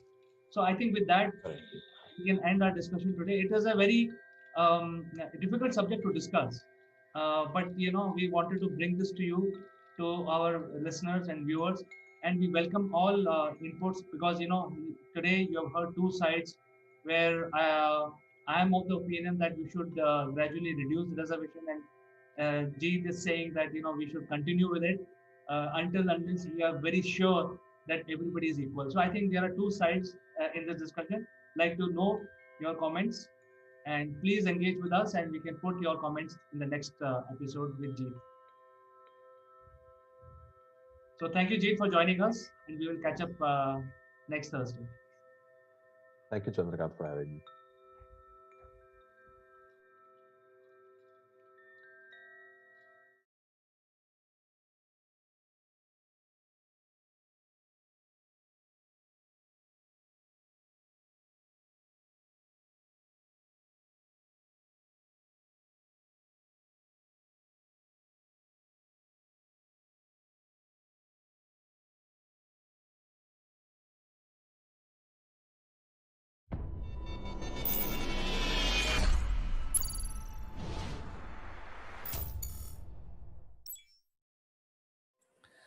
Hello, friends. This is Chandrakant from Akulmak, and welcome to the Legal Matters.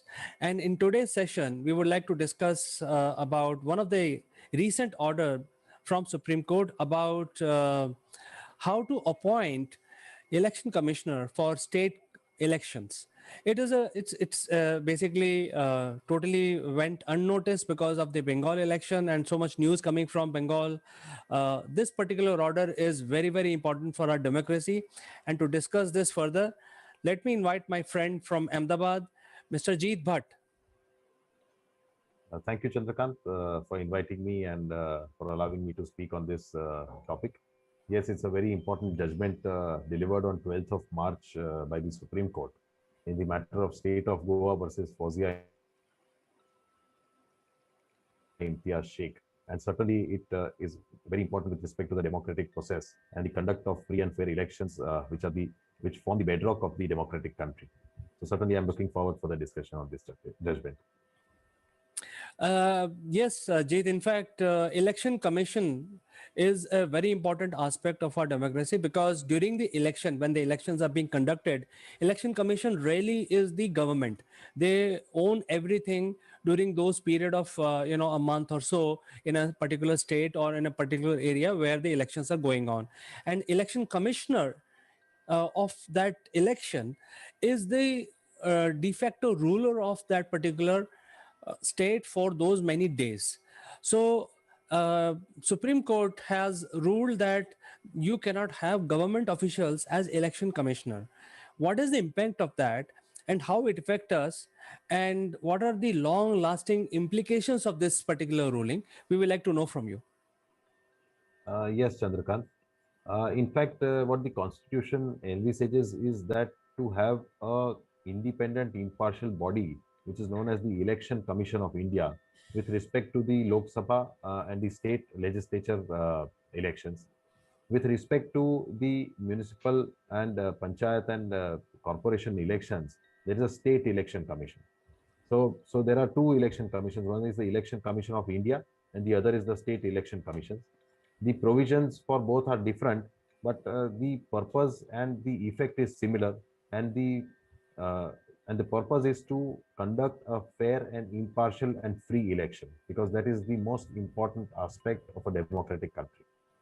So, in furtherance of this purpose, these two election commissions are set up under the Constitution, and State Election Commission overlooks the entire elections with regards to the municipal councils, the municipal corporations, and the panchayat.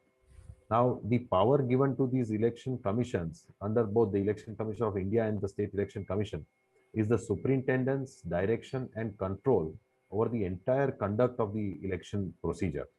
So they play a very important role in our constitutional setup and also our democratic setup.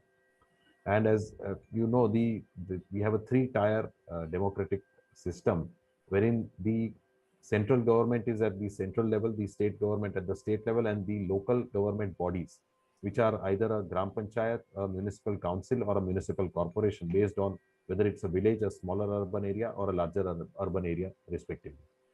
So every larger urban area will have a municipal corporation, a smaller to larger intermediate urban area would have a municipal council, and the villages would have a village panchayat, because that is the principle of Swaraj, and which was envisaged and developed by our the father of our nation, Gandhiji, who believed in the concept of Swaraj so much that the entire freedom movement was also based on this very important principle of Swaraj, self-rule. So every smallest town, village, smaller urban area, larger area, state, country, it has a elected government and representative who work for them and for the betterment of every area of the country. So therefore, based on this principle, the the functions of election commission are absolutely important. Now, how this judgment and how this matter reached the Supreme Court is also very interesting. Is because the is the governor of Goa had on 3rd November 2020 appointed the law secretary of the government of Goa, a member of the IAS, as the state election commissioner uh, to fulfill the duties as the election commissioner. Now, the municipal elections for municipal councils were to be held in the month of uh, February 2021 in Goa, but they were postponed by the election commissioner due to COVID, and it were to be held in April 2021. But on 4th of February 2021, the director issued a notification with respect to reservation for women and other backward candidates, and also for delimitation with regards to wards. Now, this was issued, uh, which came to be challenged before the High Court, because it provided for the percentage of reservation not in accordance with the constitutional provision, because the constitution prescribed that not less than 1/3 of the seats should be reserved for women. So 1/3 means 33%. So what this notification provided is, where there were 20 seats, 6 seats were reserved for women. So 6 seats out of 20 would be around 33, less than around 31 to 32%, but it would be less than 33%, 33.33. So the Bombay High Court on this issue uh, gave a detailed judgment saying that this violates the provision of the Constitution, because this is not in accordance with the percentage prescribed, as the Constitution provides it shall not be less than 1/3 of the total number of seats. So if it is 20 and there has to be a fraction, so if 6 is say 31%, then it is less than 33%. So then you have to make it more than 6, so you have to make it 7. So similarly, if there is 25 total seats and you provide for 8 seats, so that is again not 33%. So if there is a fraction, so say 7.33 or 7.6, then you have to make it 8. Or if it is 8.33, you have to make 9 seats, because it can't be less than 33%. So this is what the Bombay High Court held. But what interesting aspect also, and what the Supreme Court held, was that there was an overreach of the process of law. What the SEC and the director did in that matter, the commissioner, that the High Court had reserved the matter for final hearing on 22nd of February 2021. Now, on 22nd February 2021 at 9 a.m. in the morning, they issued a notification declaring the election to be conducted. So whenever a notification for commencing of the election is already declared, the High Court is bereft of its power to exercise or to even hear the matter, entertain the matter, as per the provisions of the Constitution itself. Because what the Constitution provides is that the election, once commenced, has to be quickly ended and ultimately resulted into the result has to be declared. And if there is any illegality or anything, if any person is affected or aggrieved, then he has a remedy to challenge it by way of an election petition, which is also prescribed under the acts. So the elections should go smoothly. The election should not be interrupted by approaching courts other than what is prescribed under the law. And therefore, an election once completed, only thereafter illegalities can be challenged by way of an election petition. So this was what is provided. So for the High Court not to entertain the SEC and the director on 22nd of February in the morning 9 a.m. when the offices start at 9:30, they started their office early and only to see that the High Court does not entertain and decide this matter, they issued this notification commencing the election. And this was done again going against the statement made by the Advocate General of the state, who said that we will not do it. So despite that, they issued this notification in the morning. And this is what the division bench of the Bombay High Court in the held against them, saying that this is malice in law and this is trying to overreach the process of court, and still declared this notification of 4/2/2021 to be bad, illegal, and against the provisions of the Constitution with respect to the reservation of seats for women. Now, this matter reached the Supreme Court as the state of Goa preferred an appeal under Article 136 of the Constitution. And the Supreme Court, in its judgment on 12th of March, clearly held certain aspects which are most important. And it said that the appointment of the state election commissioner, of an officer of the government, is a violation of the mandate of the Constitution, because a state election commissioner is appointed under Article 243K, and 243K provides that the superintendent's direction and control of the preparation of electoral rolls, the conduct of all elections to the panchayat and to the municipal council shall be vested in the state election commission. So his role is very important and crucial because he undertakes the entire superintendent's direction and control of the entire election process. Also, what is the Supreme Court interpreted the provision was that he cannot be removed from his service except in accordance to the procedure which is provided for the removal of a High Court judge. So the removal of a High Court judge, the impeachment proceedings are.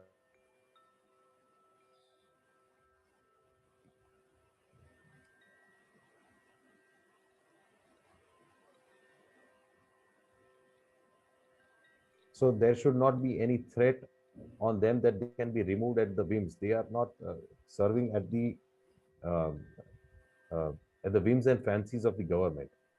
So therefore, this protection is given to state election commissioner as well. It is also provided that his conditions of service are also not to be varied to his disadvantage after his appointment. So once he's appointed, he cannot be removed unless by a procedure by which a High Court judge can be removed, and his conditions of service also cannot be varied to his disadvantage. So these are the protections given to him because of the nature of his function and duties that are imposed upon him by way of the constitutional provision and the importance attached to his position. So therefore, the role is absolutely independent, impartial, and neutral. And if he is a government employee, then that violates the mandate under the Constitution. And therefore, the Supreme Court in this matter also provided and held, I may just read the important para of the Supreme Court judgment, which Supreme Court says that the most disturbing feature of these cases is the subversion of the constitutional mandate contained in Article 243K of the Constitution. The state election commissioner has to be a person who is independent of the state government, as he is an important constitutional functionary who is to oversee the entire election process in the state for panchayat and municipalities. The importance given to the independence of a state election commissioner is explicit from the provision for removal from his office made in the proviso to clause 2 of Article 243K. Insofar as the manner and the ground for his removal from the office is concerned, he has been equated with a judge of a high court. Giving an additional charge of such an important and independent constitutional office to an officer who is directly under the control of the state government is, in the view of the Supreme Court, a mockery of the constitutional mandate. So therefore, the Supreme Court declared that the additional charge given to the law secretary to the government of the state flouts the constitutional mandate of Article 243K. The state government was directed to remedy this position by appointing an independent person to be a state election commissioner at the earliest, and such person cannot be a person who holds any office or post in the central or any state government. It was also made clear that henceforth, in all state election commissioners appointed under Article 243 in the length and breadth of the country in India have to be independent persons who cannot be persons who are occupying a post or office under the central or any state government. And if there are any such persons holding the post of state election commissioner in any other state, such person must be asked forthwith to step down from such office, and the state government concerned be bound to fulfill the constitutional mandate of Article 243K by appointing only independent persons to this high constitutional office. And the direction contained were given under Article 142, which power the Supreme Court has to give directions which have to be complied to do complete justice in the case. So this is a very important direction given by the Supreme Court. And as far as the state election commissioners are concerned, I am aware even in Gujarat, the IAS officer is appointed as the state election commissioner. So he will also have to now forthwith be removed, and an independent person will have to be appointed.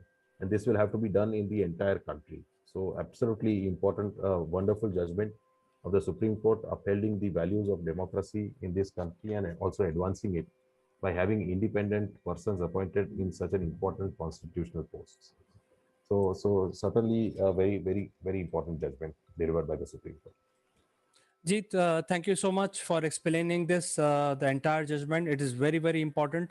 And for the viewers, I like to explain that, in our democracy, we never have purposely not kept the even numbers in our parliament and in our assembly, because if you have even numbers and if you divide them by 1/3 or half or something like that, then again there will be issues which will arise and will create confusion between opposition and ruling party, because then if there are numbers which are equal, and we all know, all the simple mathematicians will know that if you have an even number, it is divisible by 2 or 3. So that is why all the seats in all the assemblies are kept at odd numbers, and that is when this issue comes. When you divide the seats odd numbers, these are not divisible perfectly. So if you have 1/3, for example, then it will be some decimals. If you have 2/3, again, it will result into some decimals. So I think it's a no-brainer for a common person that, why don't we resolve it? But I think in a country like India, where everything goes up to Supreme Court and people cannot resolve logical things, so even this one has gone into Supreme Court, and now Supreme Court has said that if you have a situation where you have 1/3 is like you mentioned, Jay, 6.33, that 0.33 is an infinite number. You cannot solve it from mathematics standpoint. So make it 7. So I think it's so logical and so clear. And now it has become a ruling. And the second part, which is very crucial, is that you have to have an independent person as election commissioner.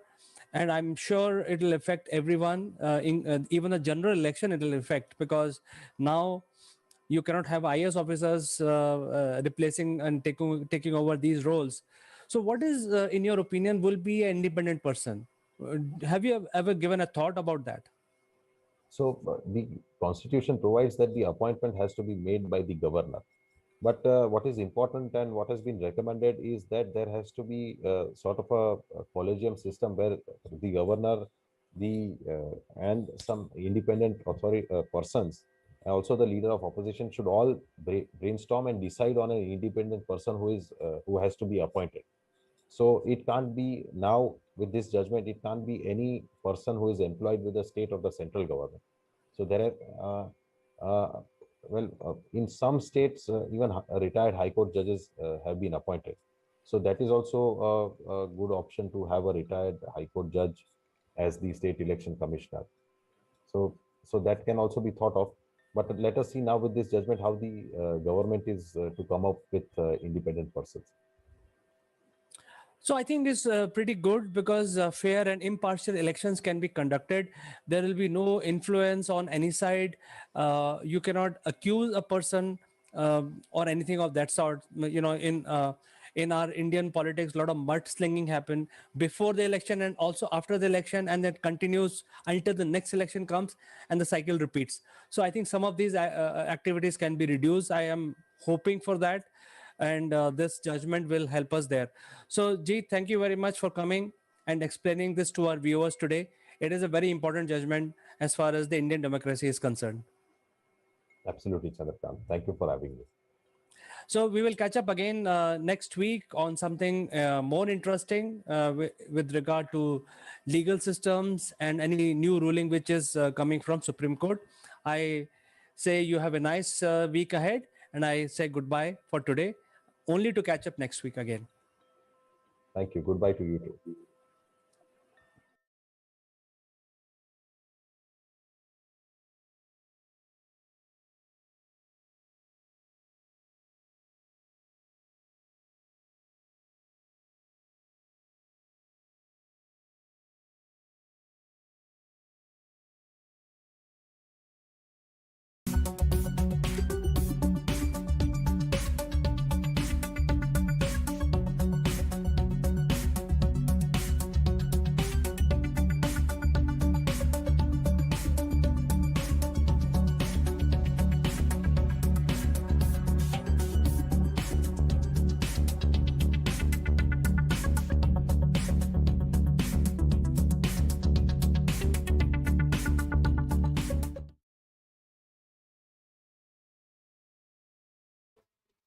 Hello, welcome to Akulmek Live. I'm Kanchan Verma, and today in this episode, we'll be discussing about public relation activities, and we are doing a series on that. So we have a guest, Ritu Gupta, who is the CEO of Four Season PR Agency. So we would like to welcome her.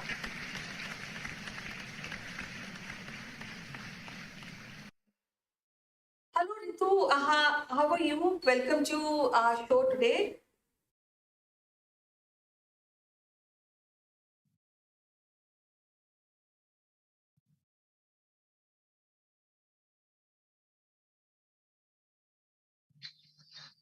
Thank you, Kanchan. Thank you for welcoming to the show, and absolutely fine. Thank you so much. So today we are discussing about keynote address, which is a crucial part of public relation activity. So first of all, what is really keynote has importance when we are doing a public relation activity? Okay, Kanchan, like writing is important in public relations, so speaking is also important because it's part of communication.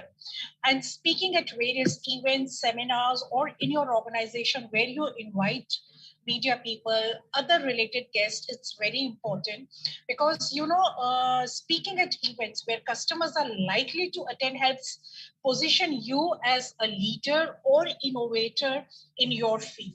As a business owner or leader or building reputation as an expert also builds the reputation of your business and draws new customers. It is with public relations. And in public relations, we have various clients where they want us to let people know what their business is all about, where they want us to let we, the PR experts, make their image by speaking. So it's important. Speaking is important. So, what are those platforms when it is become very mandatory for a PR practitioner, professional to really take advantage of speaking to his clients or public, to the public in general? Okay, so the first important aspect is when we're dealing with media, because it is the media who makes and breaks the image. So it's very important to handle the media. So make your reputation in front of media. So this is like when you have the media visit your organization, or when you are holding a press conference, you're talking to media, speaking in front of them. And then there are at times where you go out and do the licensing, where you attend various business functions, dinners, and that time what you are speaking is important, and various seminars where you are invited to speak about certain ideas. Like, for example, I just want to give you an idea. Before the COVID started, I was invited in Ashoka Hotel, and where various people from different universities of Delhi and NCR were invited, and we were invited to speak that why it is important for students, if they do not get admission in government universities like BU, why it is important for them to continue with their study and come to private universities. And I was told to speak about mass communication. So it's a kind of a subtle form of marketing also. So you should know your subject, you should know the clients you are dealing with. So at that time I was speaking with students and their parents. So it was speaking about the education. So we have various things which are happening all around the world, globe, and even now we have various sessions on Zoom where we speak to the clients, and it's a kind of a get together on Zoom, but you have to build reputation of your product. Right, you have mentioned a very valid point, because we in public relation do write-ups for the product and for services which we offer. But when we also take advantage of any seminars or trade fair or any event which is being organized, to take the opportunity to speak to our audience directly. Now the question comes that every PR professional, is it mandatory for him or her to be a public speaker? Because anybody who is good in communication or good in public speaking can only handle this portfolio. So is it first question is whether it is important to be a public relations public speakers, and another thing that are you if you are not, so do you get in-house training to become a public relation, or it is mandatory for any public relation professional to be a first public speaker? What is your opinion? Okay, so it is not mandatory to be a public speaker, because I've seen people who write very well. They are at times very shy of speaking in front of public. And also, the top management people, at times they do not want to speak in front of public. So they have their PR practitioners or some person from the PR team who goes out and represents the management. So it's very common that the management people don't speak themselves. Also, I have seen many people from PR industry, they are very shy of speaking. So, you gain confidence. It's just a game of confidence. You need to have confidence. And because PR people, they know everything about the business of their client or the organization they are working in. It is just the confidence of dealing with people. So confidence builds up over the period of time. And once you are there in front of the people on the podium speaking to them, it is very good, because these events are valuable for any public relations practitioner, because they are promotional opportunities. Even if you don't have an invitation or as a top speaker, but even if you have an invitation of speaking, you simply build a reputation by having your business name or logo in the event listing, or delivering a presentation about your company's innovation, new product, new ideas, strategy. Additionally, these events provide valuable networking opportunities. So these are very good networking opportunities. So one should build up the confidence of speaking.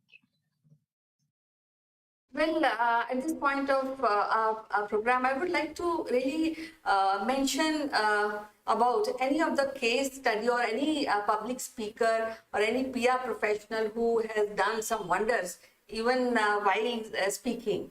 And once he has given a keynote address, and Yes. we really got a very good response regarding that product or services. Can you discuss any case study of that? Yes. So it's Mr. Late Alec Padensi. He was a theatre personality also, and he headed Linta's advertising agency for a quite number of period of time, many years. So later on, these advertising agencies also got into the business of public relations.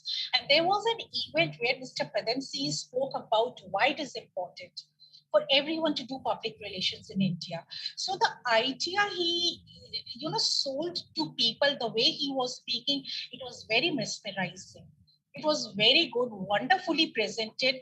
He had command over his language, and he knew what he was speaking, and the way he answered all the questions. That was something I really looked up to. That okay, he was getting connected with his guest, with his speaker. So not the speaker, with the invited guest. And number two, I should mention here is our Prime Minister, Mr. Narendra Modi. He is a very good speaker, and the public relation work he's doing is wonderful. So that's also building the image of the country. Well, lastly, I would like to ask you one question. In case a layperson like me who is not from public relation domain, how I would prepare my keynote address? What are the parameters I should take care while addressing to the target audience? Okay, so if the person is not from the PR industry, the person should know what the business is all about. Basically, the basic of the business. The person should know the basic of the business, and he or she should be told what is the event all about. Why do they have to speak? What is the objective of their speaking? So that should be told to the person. The person should be given a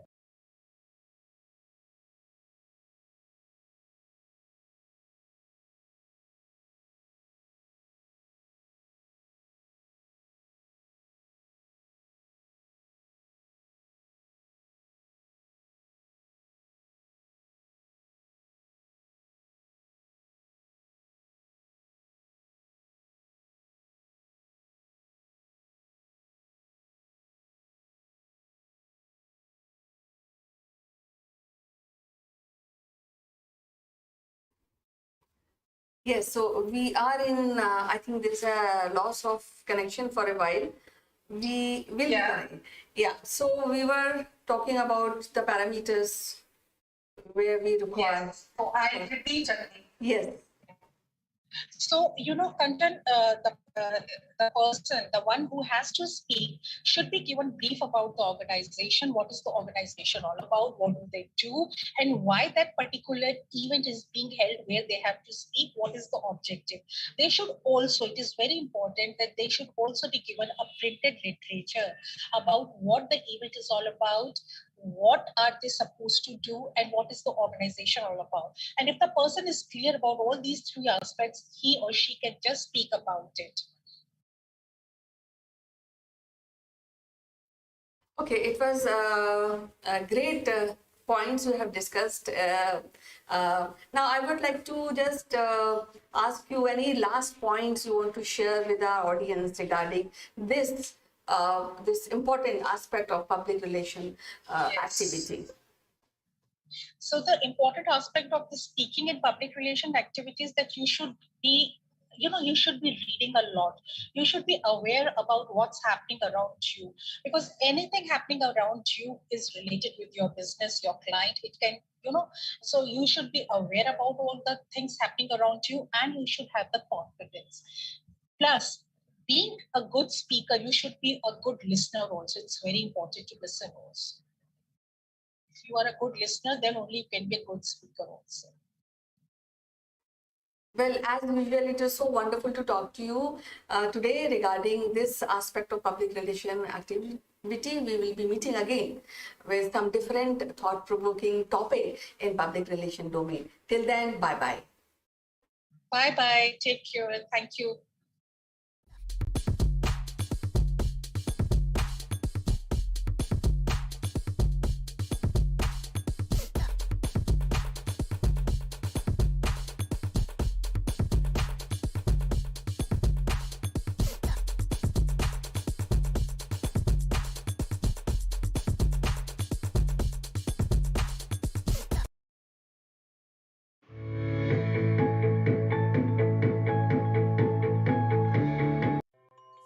friends, this is Chandra from Akul Mac Technologies. Welcome to Top Brass.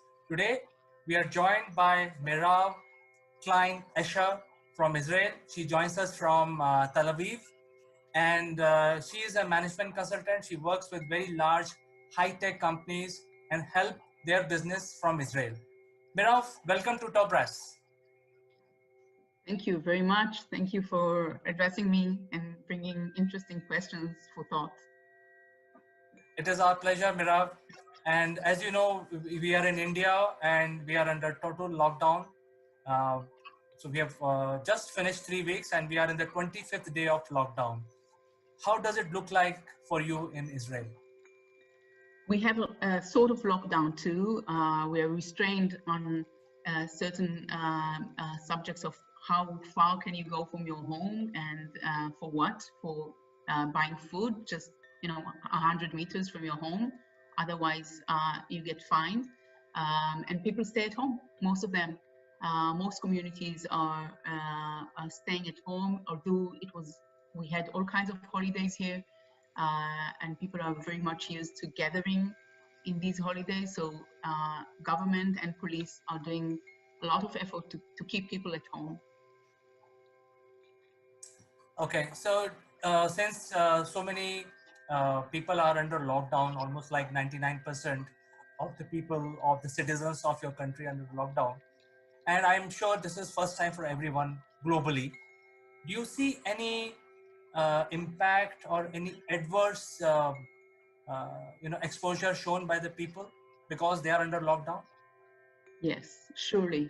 I live within Tel Aviv. There's a neighborhood called Jaffa, in which we live together, Muslims and Jews and Christians. And each of us have different holidays, and sometimes it is very difficult to actually behave by the rules.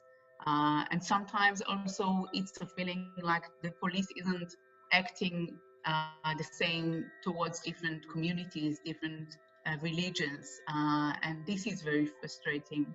And on that, there were occasions here in Jaffa, which is this neighborhood within Tel Aviv, in which there were real violence and a lot of angry people going out to the streets, frustrated and demonstrating against the way the police is acting towards them.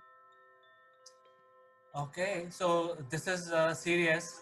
So did it escalate the COVID exposure because they were under protest?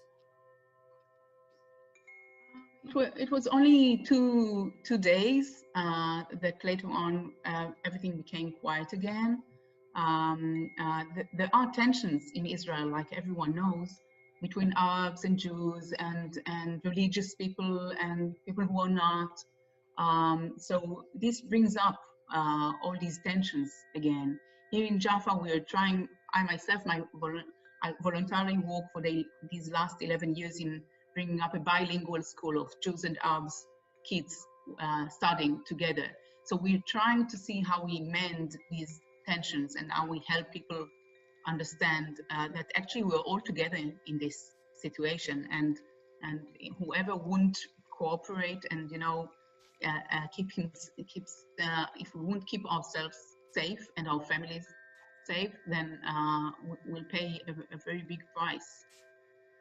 So it takes a lot of energy to see that everyone is together and a lot of solidarity to help the poor people who have nothing to eat.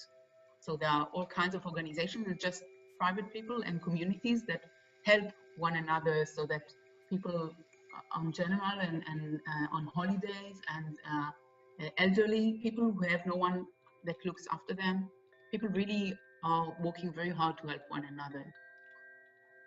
I think this is something very unique, and I think all the humanity, irrespective of their religion and their following, I think we should work together. Having said that, a lot of us are working from home and working from confinements. Do you see in your circle in Israel or in other parts of the world, there is a sentiment reduction with regard to business? Yes, of course. First of all, the things that I do is managerial coaching, working with management teams, and working with the team leaders to strengthen their managerial concepts and insights.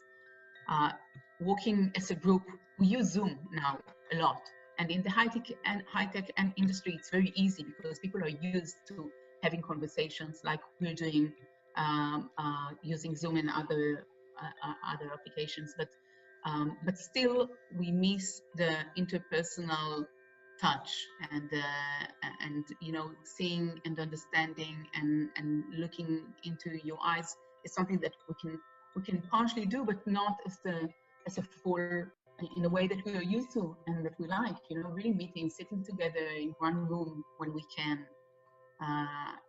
It's a different experience.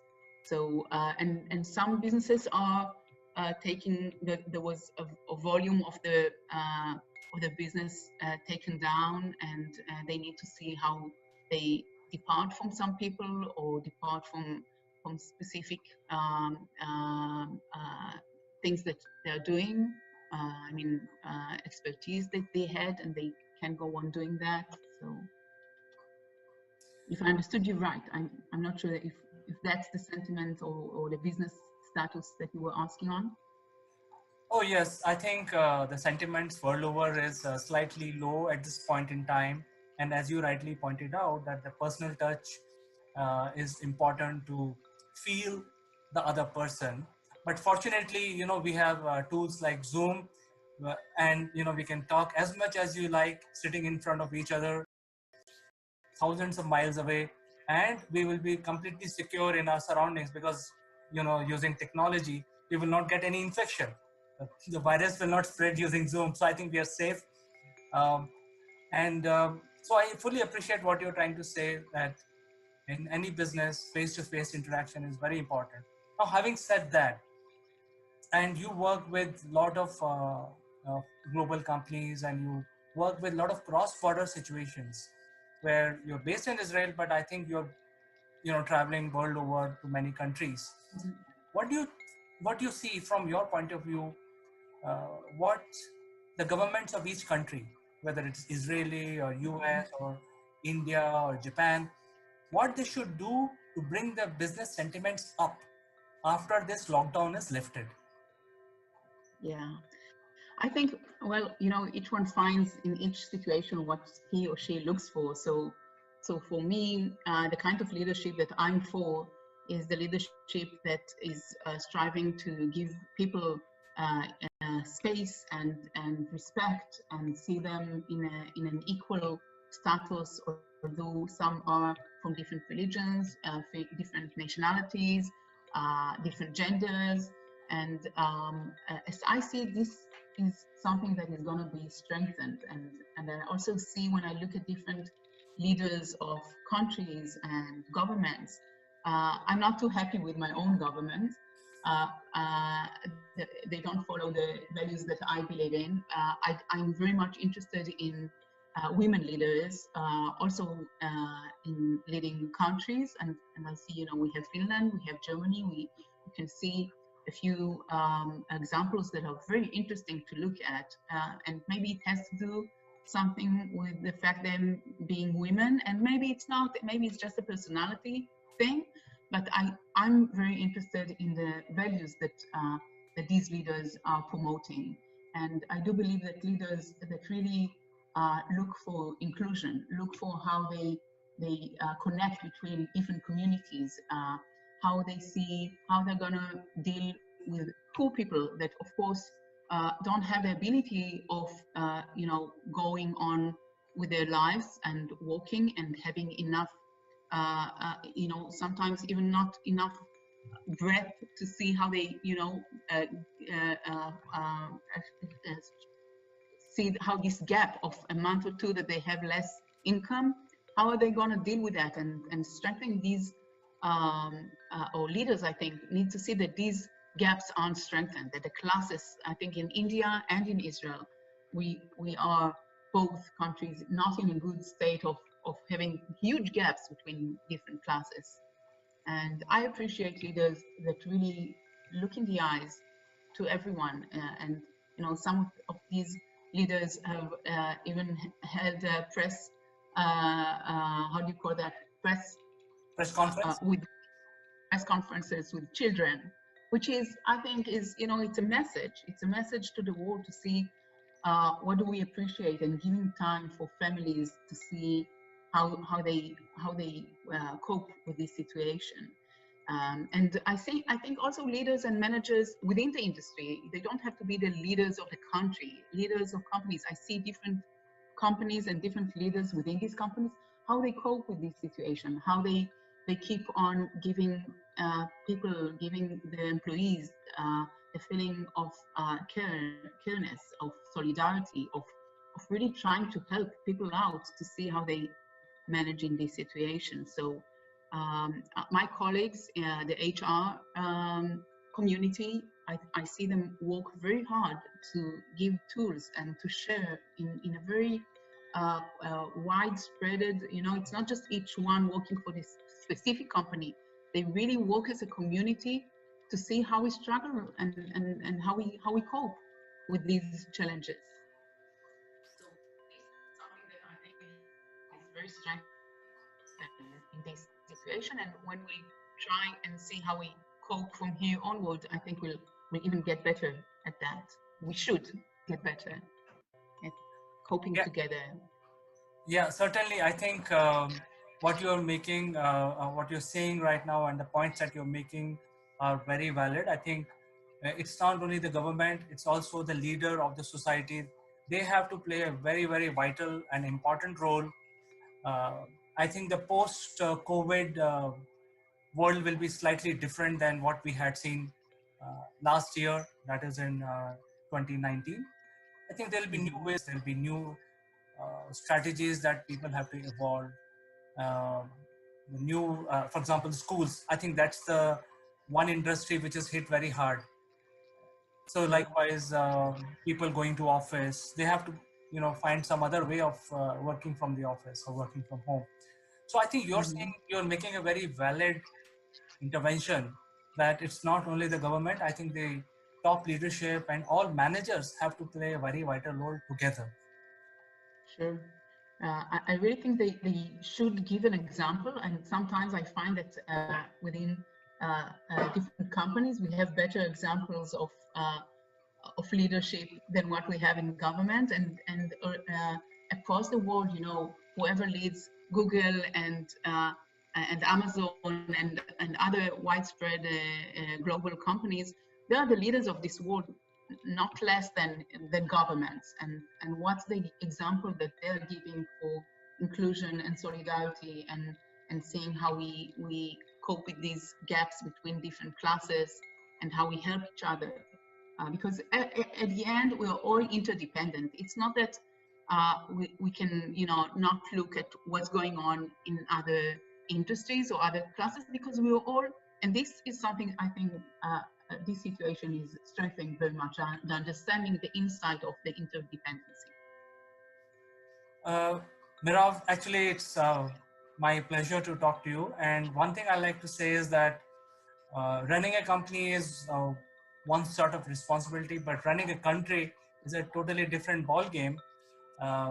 And not many people understand the diplomacy to run a company or run a country. But I think your points are very valid. And it was a great pleasure talking to you. You found time to join us from Israel. And I'm sure we will find another opportunity to talk to you to discuss something more after a few days. Thank you very much. Namaste. Namaste. Take care.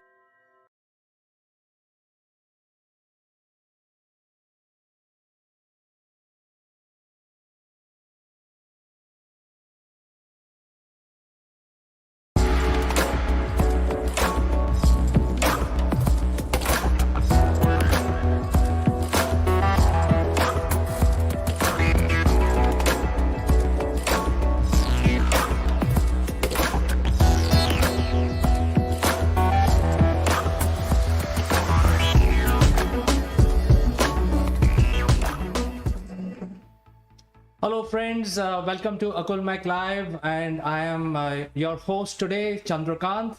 And today we have a very important subject. It's a global news. There is an Afghan crisis just brewing in the neighborhood. Especially, I'm an Indian, so it's my neighborhood, and the entire world is actually watching on the TV. You know what's going on. What we can learn from this crisis. To discuss this matter, I will be joined by a very eminent personality from UK. So friends, don't go anywhere. I'll take a short break and join back along with my guest.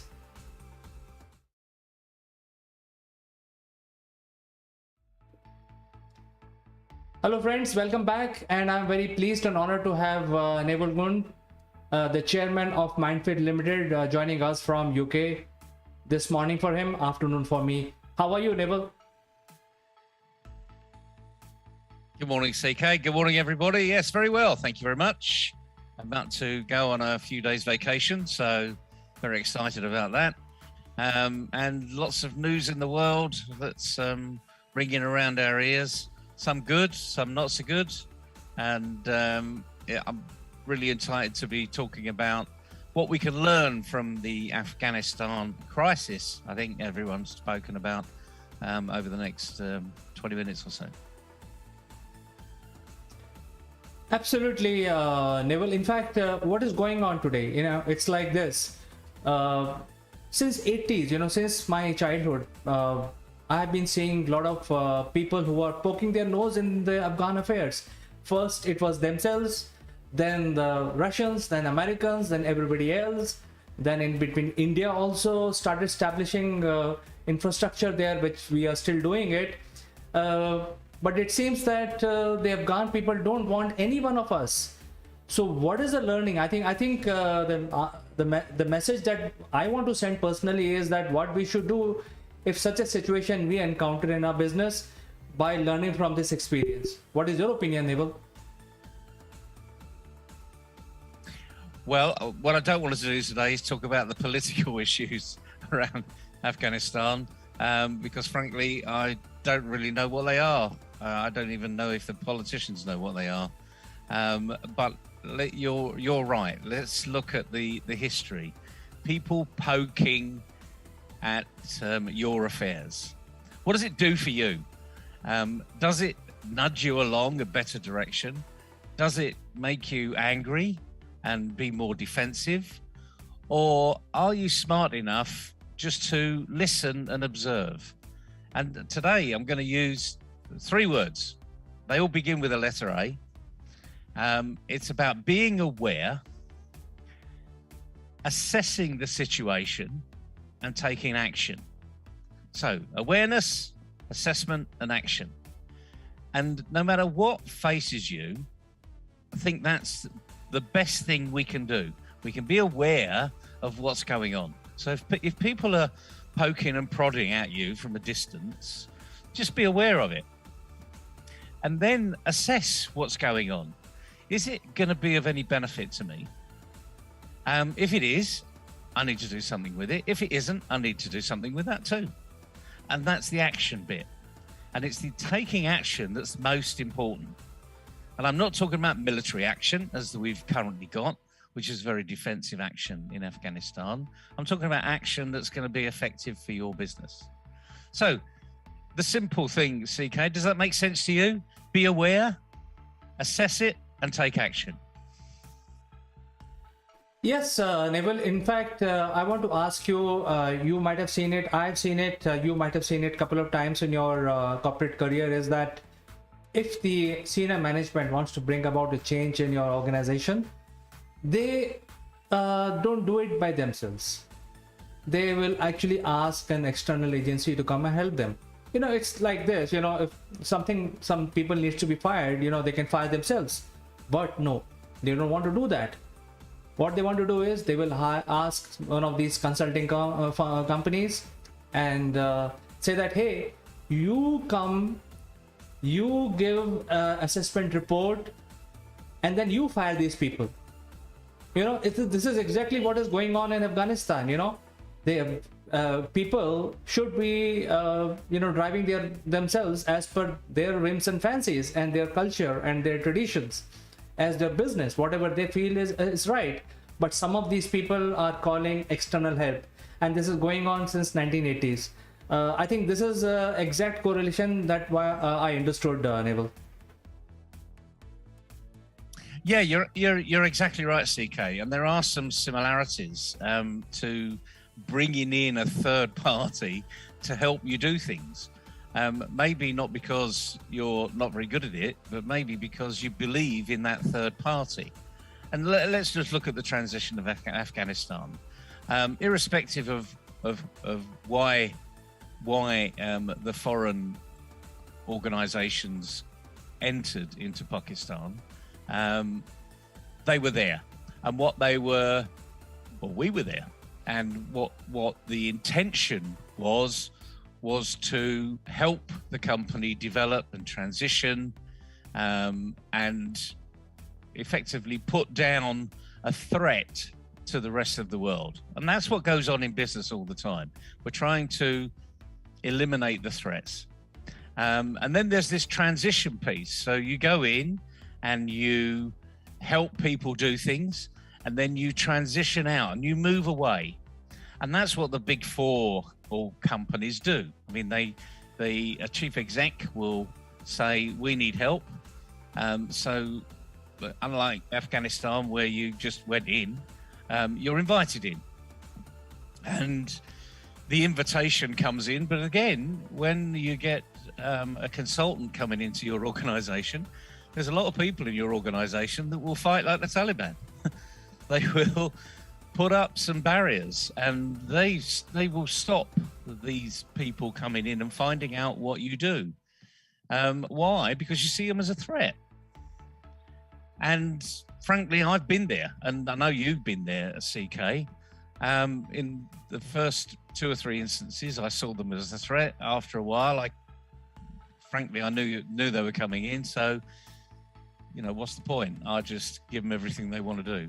And they're only going to tell the senior executives, the people running the organization, allegedly, what they want to hear anyway. And frankly, that's, as far as I'm concerned, that was always good news, because I've already been telling them what's going on in the organization. So I was a bit of a maverick in my day, but telling people the truth. But the problem is, a lot of people can't handle the truth. So that's why you bring in these third party consultants in to come and tell you just exactly what's going on. But the key to this is, how do you transition out? And I've always found, CK, I don't know about you, that it's the transition piece which is so poorly executed that after about 3 or 4 years, we're talking about huge organizations here, but after about 3 or 4 years, you've just gone back almost to do the same thing you did 3 or 4 years ago. So there's been a temporary improvement. It hasn't been long lasting. There's been a lot of infighting. You could have lost some really good people along the way, along with Deadwood. But now you're 4 or 5 years further on. And to be honest with you, you're no further along your growth or your survival process. Does that story sound familiar to you? Yes, it does. In fact, in the corporate world, what goes on is that we should be minding our own affairs, looking at our own castles, and making sure that all repair works are done internally. But, the senior management choose not to. I mean, the decision maker in the company, they will say, hey, I don't want to do this dirty job. If I have to hire people, I can do it. I will pay them $1 million, let them do it. Or maybe $10 million, let them do it for me.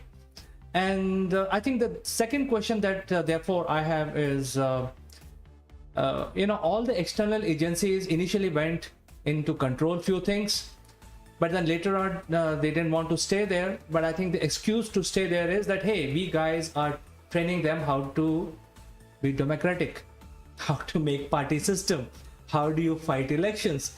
I think it's been going on for last so many years. I think almost my age, since the time I've taken birth, I have been seeing this crisis, and first Russians and so I think it is like that. So if a company doesn't know how to do business, what external help can help them? First of all, they don't know. I mean, first of all, they have to know about it, why they are in business.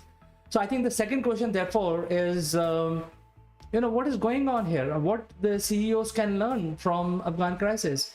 Is it something that they should look internally first in order to steer their company in the right direction, or they should ask for external help? What is your opinion, Nibal? It's a really good question, CK, as ever. And the simple answer is, looking at Afghanistan, imposing change isn't going to work unless you can police that change. Unless you're there, we're going to see the change that we've seen from the Taliban coming in is that they are coming in firing guns. Now, if as a chief exec, that's what your intention is to do, and stand there with the equivalent of an AK-47 sitting on your desk, then that is your authoritative approach to change, and frankly, it's not gonna work unless you've got that rule of but you're gonna fire that gun. There's no threat here. This is a promise. I will shoot you. Okay, and that's what we're going through at the moment. That's the imposition that's happened, and indeed, that was the imposition that happened 20 odd years ago, when these foreign parties went into Afghanistan and said, we're going to help you change. Now, so a CEO needs to literally sit back and smell the roses, because there's this thing called the hearts and minds of the organization. And we're seeing it now in digital transformation. To me, there are very few companies that actually are understanding digital transformation, or indeed doing digital transformation. They're doing digital change, but for some, that means everyone's going online. Now, that's not a transformation, because all we're doing is doing exactly the same thing and trying to force it into an online situation. That's not a transformation. That's not even a change. That's actually saying we're setting ourselves up to fail, because in the digital world, we have to do things differently. And it's as simple as that. It's almost like, you're using a new golf club.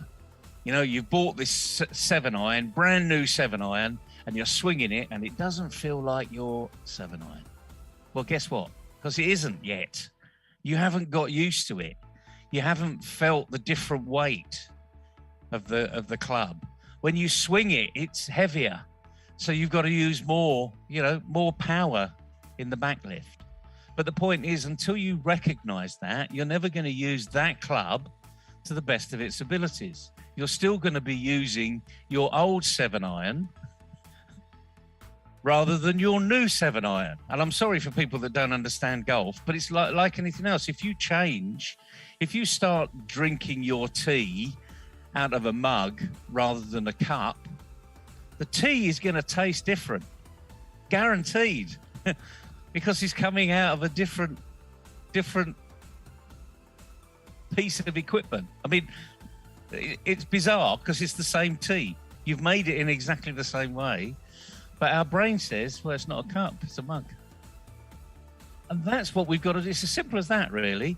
That's what we've got to do. We've got to look at the transformation, and we've got to build and breed the hearts and minds solution. And this is going back to the 3 A's: being aware of what's happening, assessing the situation, and taking action. So if you start to impose change on the organization with a whip, and you literally walk around, I'm not physically saying you walk around your organization with a whip, but some people feel as though you're walking around the organization with the whip. You're doing the leadership bit, you're walking the talk, but people don't like the particular walk and the talk you're giving, because you're not engaging them, you're not empowering them, You're not educating them. You're not exercising their mind to say, come with me. It's going to be tough. It's going to be a different journey. But at the end of it, we're going to come out better. You know, and fundamentally, a leader's saying, trust me. And that's a big problem because not many people trust their leaders. Does that make sense, CK? You seen this around? I think this is fantastic. I think it's a special correlation that we can learn from this Afghan crisis is that we need to look inwards and see where the problem is and then solve that problem rather than, I mean, if we can't solve the problem, there is no point in calling external help because in the end, it will turn up like Afghanistan because the people don't want democracy. And yet the rest of the world is trying to teach them democracy for last 50 years, but they simply don't want it.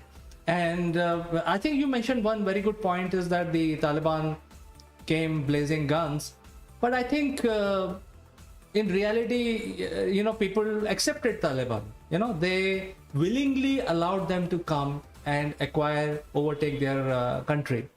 This is what is happening. So this is a power struggle within the organization.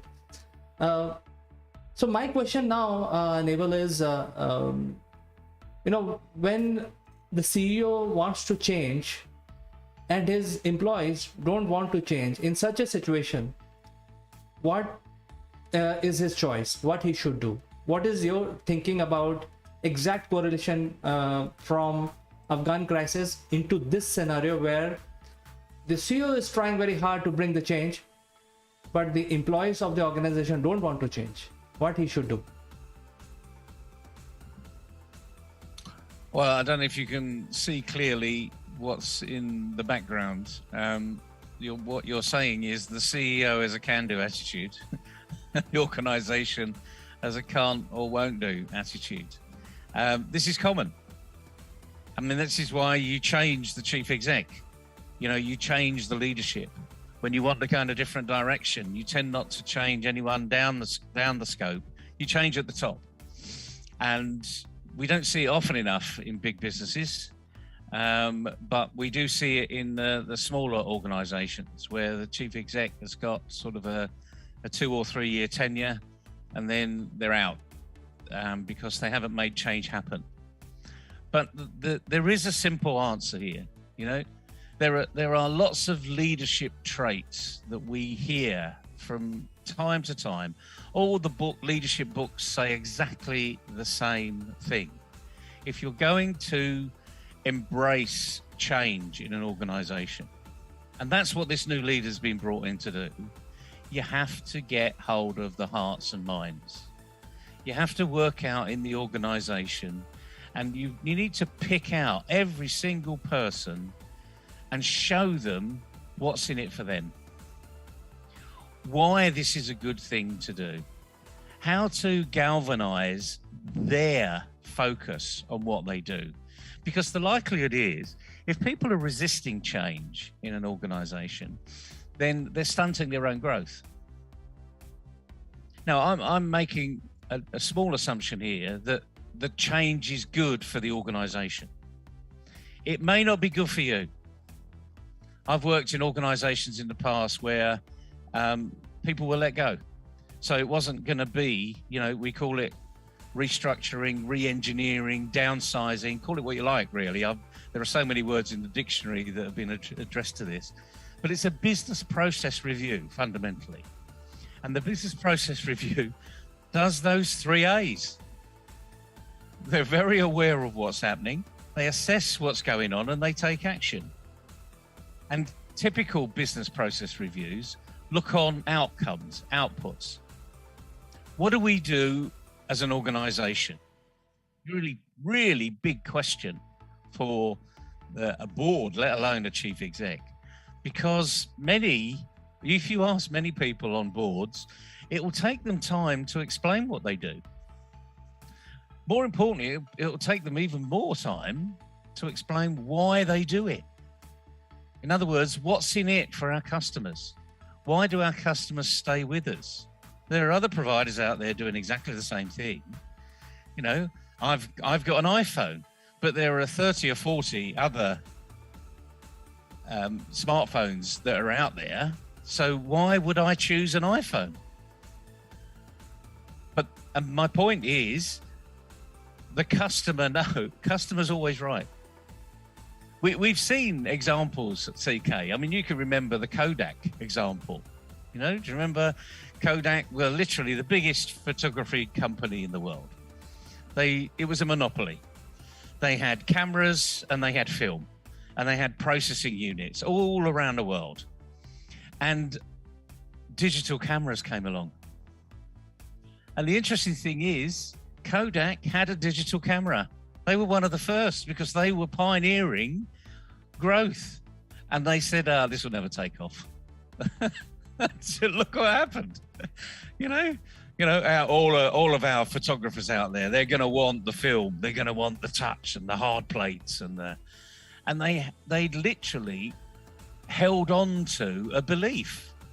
And of course, customers said, so I don't have to just take 36 pictures and then send them away, and 48 hours later I get them back and think, kept my thumb over the lens.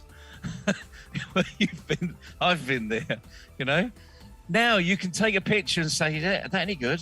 In fact, what you can do, even then, you could go click, click, click, click, click, click, click, click, and pick the best one of a series of 10, because there'll be something slightly different. And that's what Kodak missed. They missed the versatility. They missed being agile, this word that is so often used these days that not many people really understand what it really means. It just means, being adaptable. If there's two paths, well, go down one path. If that path's got a dead end, so what? I know, I've now proved something. That wasn't the good choice. I now need to go and find out the next path. And then you go down that next path and all of a sudden you get 3 choices and you think, that's all right, I've done this before. If there's a dead end, I'm just going to come back and choose one of the other 2. And that's about being agile. And again, chief execs are not very agile. It's one-way system. So, coming back to your question, CK, as ever, it's not going to work. If a chief exec has got a very toxic arena in the organization, there's no point in imposing any sort of change. You need to go out there. I mean, what I would do is I would go out and find out who are the protagonists, who are the naysayers. And I would get them all in a room and I would say, okay, guys, take your best shot. I'm gonna explain to you why we should be doing this, and I want you to bash it down. Just give me all the reasons why it's not a good idea. And the interesting thing is, if you start to engage with people, honestly engage with people, and that's a lot of chief execs can't do that, because they don't have the trust of the organization. But you have to get that trust somehow. And the best way is to go in and say, look, if we continue like this, there will be no company. Look at the graphs, look at the numbers, look at the competition. What we've got to do is we've got to get this company in a better shape. And notice the language, what we've got to do. This isn't a dictatorship, this is not Hitler or any other Roosevelt or any other, top-down type of arena. This is an organization. It's a living and breathing organization. And as soon as people realize that, then you're going to get the best out of it. I think I fully agree with you, Neville, and I think there is a lot of learning from what we keep hearing about Afghan crisis in the news. It is not directly affecting us, but since it is in the neighborhood of India, I think especially India being a large country can take the notice of this and can pick up certain indicators and apply in the business, especially a country like Afghanistan, which has very little production, very small amount of population, has zero significance at the moment on the world, except what we're hearing, the mayhem and the airport crisis and the Afghan crisis. Other than that, there is no production, there is nothing of that sort. So I think there are a lot of learning that we can pick up from this. And Naval has already told us that we have to remove the toxic environment in the organization. We need to do can do. As you can see in his background, he has put that very, very loud and very clear, the entire map of how do you convert from won't do to can do attitude. And this is exactly what we need. So Naval, thank you so much for joining and explaining this whole subject and how we can learn, all the companies and chief executives can learn from this Afghan crisis. I think you have explained beautifully. Thank you so much. Any last words you would like to add? Well, not really. I mean, like anything else, good leaders learn from every situation, not just the situations they're in, but what's happening around them, that they may have no influence on or no impact on whatsoever. And the Afghanistan crisis, I mean, we're not putting two words together that no one else is using here. It is, I can see it in the distance on the TV. It says the Afghan crisis. It is a crisis. And people are making big of this crisis. And there are deadlines to be adopted. And now all the panic is we're not going to be able to do that in the deadline. Okay, well, do whatever you can in the deadline and try and negotiate your way out of other things. If we have to remember here, the Taliban are already saying that they are a different organization. They will be working within the Muslim arena, the Islamic arena, and they will be operating in their world, which is absolutely fine. That's what countries do. We operate in our world. You operate in your world. Hopefully, there's some common ground between us. And if there's common ground, then trade happens. So we've got no other experience of this changed manager that's coming in now, rather than what they're saying. So seeing is believing, and that's another thing about being a leader in an organization. People will see who you are by what you do, not just by what you say, but by what you do. And that's the message. If you're going to be a change in your organization, let people see what you do, not just by saying it, but by demonstrating it, by doing it. Thank you so much, Naval, for sharing your thoughts and your advices. I think these are very valuable and all of us can learn from all this. So friends, Naval is, I think, heading towards his vacation. So we wish him all the best and say that, you enjoy yourself, Naval, and we'll catch up with you after you have returned to the world from your camping trip.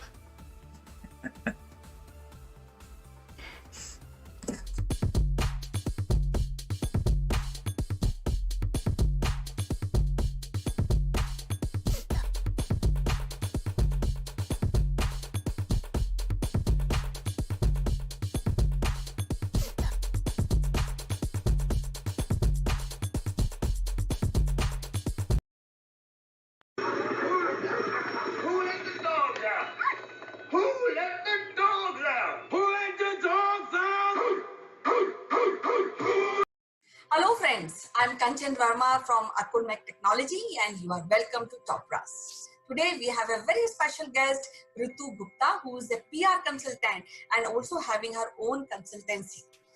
So welcome to the show, Ritu. How's it going? Thank you. Everyone lockdown days, how you're spending? Well, it is, I'm very positive that what PM is doing is very good for the nation. Correct, very nice. And I really feel very proud today morning when I heard his message that he said that all Indians are great and they are doing great. They are cooperating and they are showing their strength to the world. And I Yes. really felt very Yes. good. And I thought, let me also discuss with you and find out how you feel about that. Yes, I feel very happy, and I heard the PM addressing the nation, and my analysis is that he has requested the Indian public that on 5th April, Sunday, 9 p.m. in the evening for 9 minutes, everyone should come out of the houses. They should switch off the lights, and they should come out of the houses and light a torch, flashlight, candle, or diya as per their wishes. Because PM has always been very positive. Now, this gesture of his, the request, shows that he wants the Indian masses to come together and show their strength to the world, to everyone, for the fight against corona.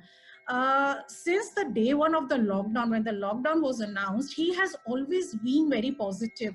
Narendra Modi ji knows the ground reality of the nation, and this is the way that he wants everyone to come together. And he has always stressed on social distancing, but not on emotional distancing. So this task, I may say, or the things we are supposed to do on Sunday evening, it's a kind of getting emotionally connected to the people who are the frontline workers. And yes, India is setting an example to the world that this way we can fight against corona. See, at the moment, corona has killed so many people around the world. So I think what Modi ji is requesting everyone, we should all follow what he says. This in a way is good for us, for the future generation, and for the country. Correct. And the way he asks people to be connected, and the way he asks all young generation and old generation, and he has that ability to take everybody together. And moreover, when you just mentioned about the frontline professionals who are doing a great job, he also Yes. in his messages, he also asks her to really pray for them. And I really salute them, the kind of work they are doing. These are all COVID warriors, and we should also help them, and we should always boost their morale so that they keep on doing great work.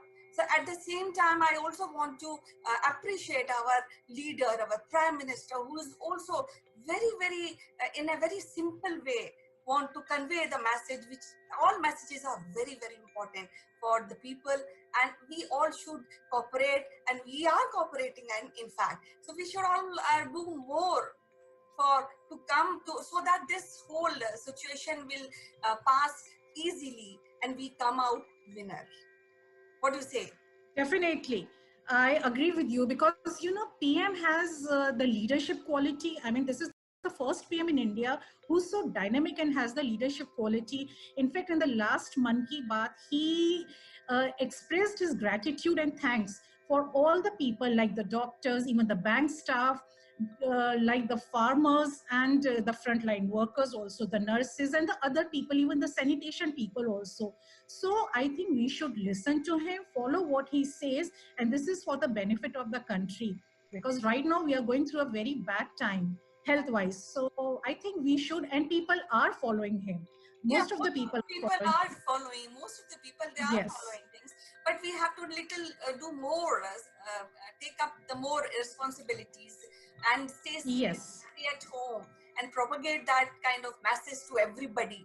And at the same time, I take an opportunity that this is a disease which is connected with human, not with the animals. So in case if you have any chance to take care of the animals and want to give some food, so we all are free to do that.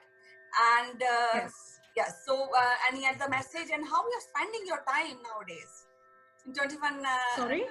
How you're spending your time? Well, I am meditating a lot, and I'm like busy in household chores. I'm meditating a lot, and plus, yes, like you said, I make it a point that every evening I feed 5 street dogs or cows or whatsoever animal I find, and I try feeding poor people also. The daily wages, some of them are still here, and it's very difficult for them to survive. So I have given up one time of me, and that one time of me I do give to someone. So this is humanity, and this is the time to show the humanitarian gesture also. Yeah, you are doing a great work, Ritu. please keep on doing, and be safe, stay healthy, and we will be doing. We will be lighting lights in our balcony Yes. and the front door on 5th at 9. Yes. Yeah. Yes. Yes. So stay safe. It was nice talking to you. We'll meet again and discuss more interesting episodes, interesting information. Bye-bye. Bye-bye. Thank you so much. Bye. Pleasure. Bye-bye.